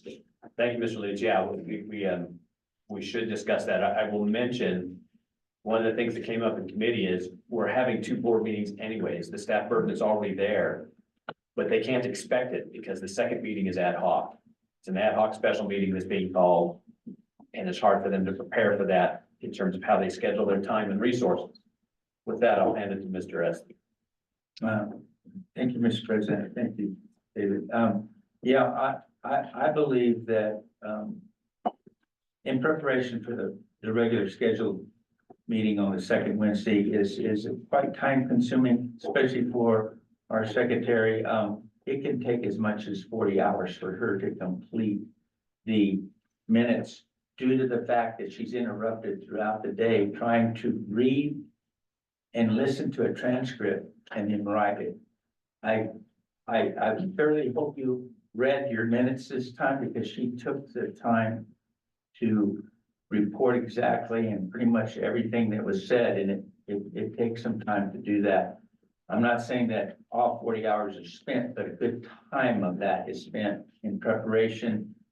And then also, noticing in the paper, noticing that when the meeting is, making sure that those comply. Definitely, getting responses from, comments to those minutes from legal and also from staff that reported. So that she's clear in what they stated is like a Phil King report or a James Narvaez report or my report. She wants to make sure those words that she's recorded are what they said. And so that takes time. For staff to review permits, this is also a very time-consuming thing for the engineering department. They have to go in the field and look at it and inspect it, photos, then the permit process, and then all of the other issues that come along with is trying to get a permit ready for the board to approve based upon policy. And that's sometimes difficult because their policies don't act according to what the board's requesting. And so we have those issues as well. The second meeting, I don't think will be so difficult because we won't have some of those issues on that second meeting. It will basically committee reports and anything that I think came up that I would like to report to the board about, that may be of interest to them. So I'm not anticipating a lot of time from engineering on the second meeting. I don't anticipate a lot of time from my other departments reporting unless it's something to do with the budget, or if something to do with capital improvements and things like that that we could report to the board on and get them updated, or the committees updated on those things. So I think that I'd probably be the biggest time burden in the second meeting. yeah. So with that said, I think we can make it work. We can make it work. There's no easy answer to this one. Well, there's things we can dispense with in the second meeting, Phil King's report. Sure. So there's some reports we get the first meeting, we don't get any. Sure, that's exactly. But yeah, there's no easy answer to this one. One more, if I can ask a question, Mr. Lutz, to dovetail off of that. The Open Meetings Act has some requirements for when minutes are approved. Does our second meeting of the month, do those minutes need to be approved on the fourth Wednesday of the month if it's a regular board meeting? Have we shortened the time frame to prepare those? Off the top of my head, I think the answer is yes. So, Yeah. so Mr. Hesslinger, that is a question of staff resources. We've shortened the time frame from essentially 30 days to 15. Oh, no. We've shortened the time from being like 21 days to 7. Yeah. This is a big meeting. There's a lot of things in the minutes. Do you have the resources to have those minutes prepared? I will get it done. You cut a week off of me last month. Yeah. Actually, more than a week. And I appreciate, I will tell you, I cannot express enough how much I appreciate the can-do spirit. That said, this board needs to understand the resource burden that we are directing. Mr. Esslinger. Could we, this question may be going to David. David, if we utilize some clerical assistance to help Naomi, is that for interpreting the minutes from tape to written form? Is there an issue there at all? If we could delegate some help, because that may be an opportunity where we could get someone else trained to assist, our secretary. Yeah, I don't believe that there would be any legal prohibition to do that. Great. That could help considerably. Mr. Slud. Two things, Randy's on this committee, he's the farthest guy to drive, so if he recommends it, that makes me, understand. I would say as far as staff burden time, we're not trying to have 2 meetings that are 9 hours long. So I actually say that we're trying to have the first meeting be maybe a 5-hour meeting, or, something like that, and so I don't know if really it's gonna be any more, if we go over minutes and things of that nature, because the overall length of the time, if they start turning into 20-hour meetings, 2 10-hour meetings, I won't vote for that either, so, Yeah, no, the idea behind it is to shorten the initial meeting, correct. that we were not here till 6 o'clock. Correct. Yeah, so that's what I'm saying. I think, staff time is probably won't really change that much. Nobody's very fresh if you've been here for 8 hours. Mr. Mr. President, Lady? one other point I'd make is, in terms of the amendment to the resolution, the resolution is done at least annually. So this is something that will be reviewed, the first meeting of next calendar year. Because the new resolution will be entered at that point, so it's not something that's set in stone forever, but consideration. Question, Mr. Lewis, do we have to wait that long for a year? You do not, because the statute says it's reviewed at least annually, which is why you can do the amendment your proposal is now. Thank you. Other questions from the board? Mr. Wright, thank you very much for the committee report. So with that, the committee has presented resolution 2024-01A. What is the will of the board on the resolution? I move to accept the resolution. I have a motion from Mr. Sloan to accept the resolution. Second. Seconded by Mr. Rosa. Discussion. And so just to briefly state, the resolution is amending our Open Meetings Act resolution to go from 1 regular board meeting on the second Wednesday of the month to 2 regular board meetings on the second and 4th Wednesday of the month. Hearing no further discussion, all those in favor of the resolution, please signify by saying aye. Aye. Any opposed? Very hesitant. Oh, Very hesitant, aye. okay, thank you. Any opposed? Nay. All right, I have no's from Mr. Ludwig and Mr. Lack. Did I miss anyone else's name? The motion passes 6-2.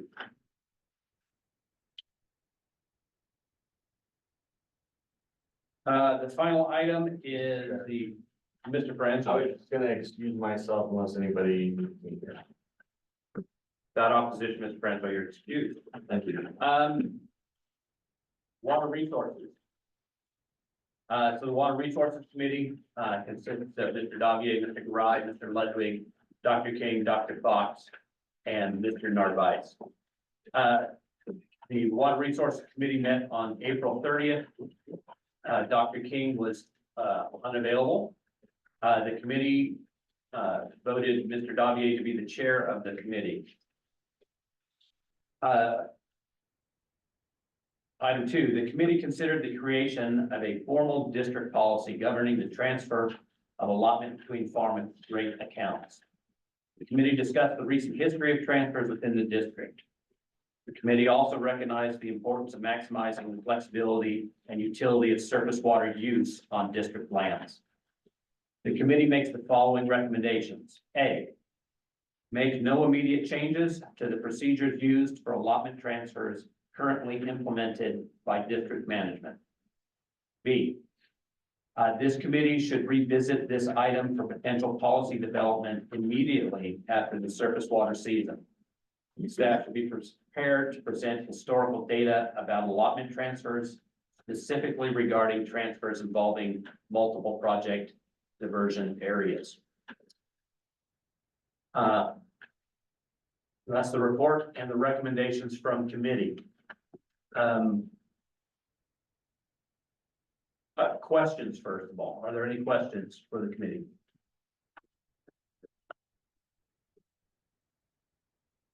State that one more time.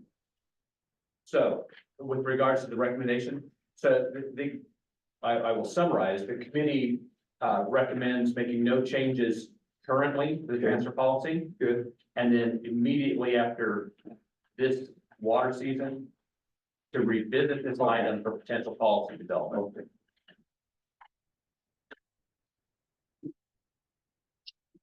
With that, the board has the option to adopt or disapprove of the recommendation from committee.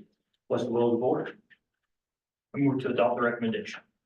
Second. I have a motion from Mr. Rosa, seconded by Mr. Lack to adopt the recommendations from the Water Resources Committee. Any further discussion?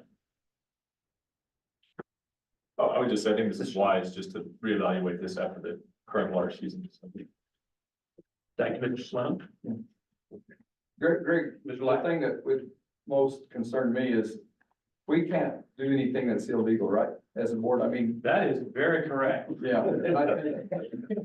I think right here, you gotta be very careful because I think this is a place where you can sure reset. Thank you very much, Mr. Lack, and that was an important consideration of the committee, is how does this policy interact with the statutes governing our irrigation district, as well as various court rulings, the adjudication court,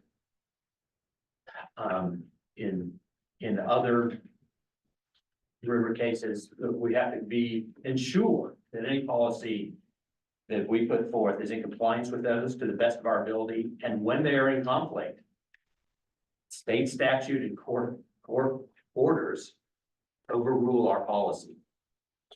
I state that correctly, Mr. Williams? Thank you. Yes. Thank you, Mr. Lack. Any other comments? Hearing none, again, the motion on the floor is to approve the recommendation from the Water Resources Committee. All those in favor, please say aye. Aye. Any opposed? Any opposed? Motion passes unanimously. With that, if there is no opposition, we will recess for lunch and reconvene at 12:40. It's not.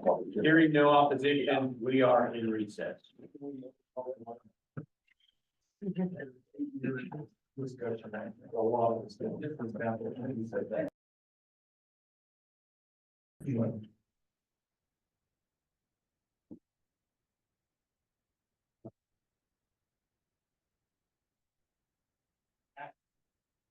In open session, call the meeting back into order. We have one more item left on the agenda, that is the HR and safety update. Mr. Edlinger.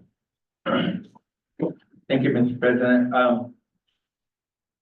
The handout in the board packet, but I'll just highlight some points. Right now, we have a total of 79 employees working at the district.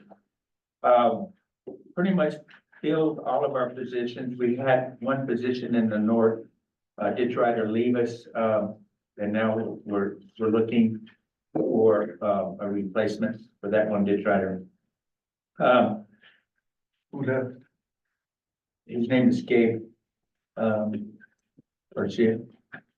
Gabe.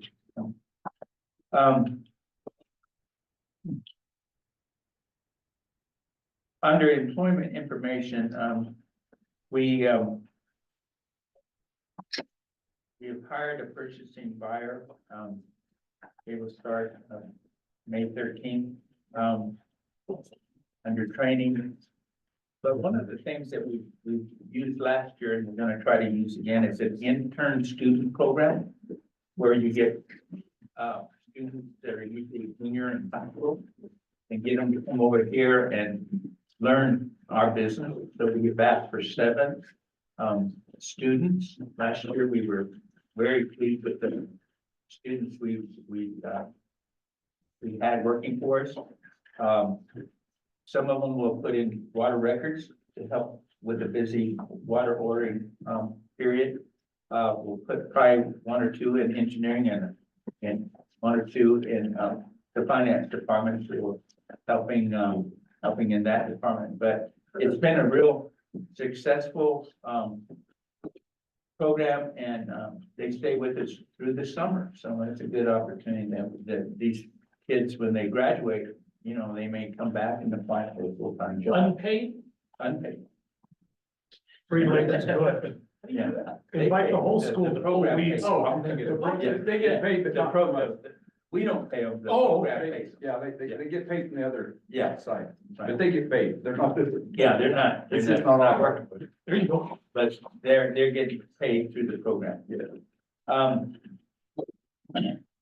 Also, just to let you know, we do have, two long-term employees retiring. Bobby Alvarez, he's been in my family, well, he's been on purchasing and buyer. And he's been with us 37 years. And so he's retiring at the end of the month.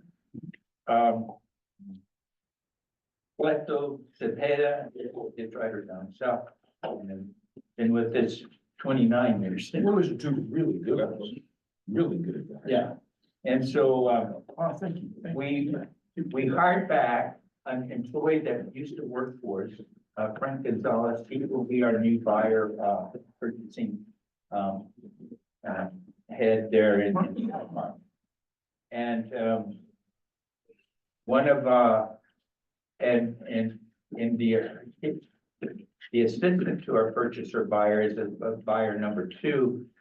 That position during the winter was held by a ditch rider that worked for us. So we had him trained to, work in that position. Well, he decided to retire, leave the organization, and go back, I believe, to California. So we had an opportunity to bring in an in-house, employee that had been working in finance, in engineering, and in the purchasing department. And, she was chosen to take that second position. So we have 2 hires within the organization, one coming back to EBID that left the EBID and now coming back, and then the other one had been with EBID and then was promoted to the second position as a buyer number 2. So with that said, I have no more to report unless there's any questions. Thank you, Mr. Eslinger. Any questions from the board regarding the HR and safety? You're, Mr. Clay, the guy that you're hiring back is your foreman. Do you regard that as a permanent hire? He's not temporary? He's a permanent hire. Good. thank you. Thank you, Mr. Glacial. Any other comments? I will simply note my appreciation of recognizing Star Wars Day as one of the upcoming events.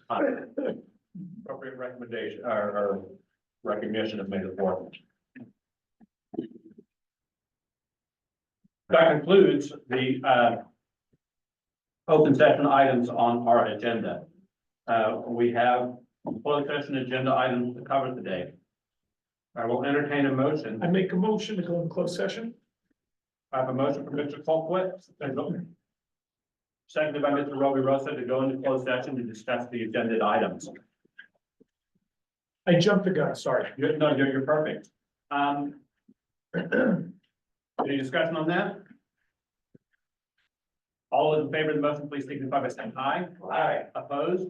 The motion passes unanimously. We are in closed session. I'll take care of the electronics. Thank you.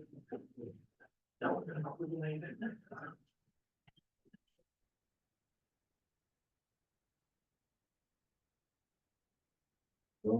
Those in the public attending virtually, thank you very much for attending.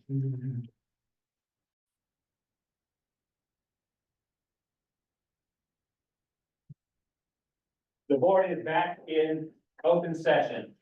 I will note that no items were discussed in closed session, other than those mentioned in the motion to go into closed session, which were the items on the agenda.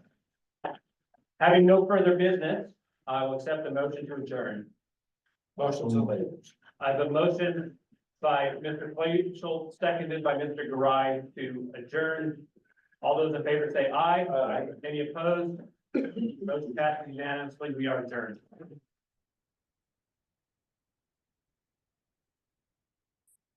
Thanks. Good. See you. Oh, heck, it's a close session. No, they hear. We're running there, so don't think that way.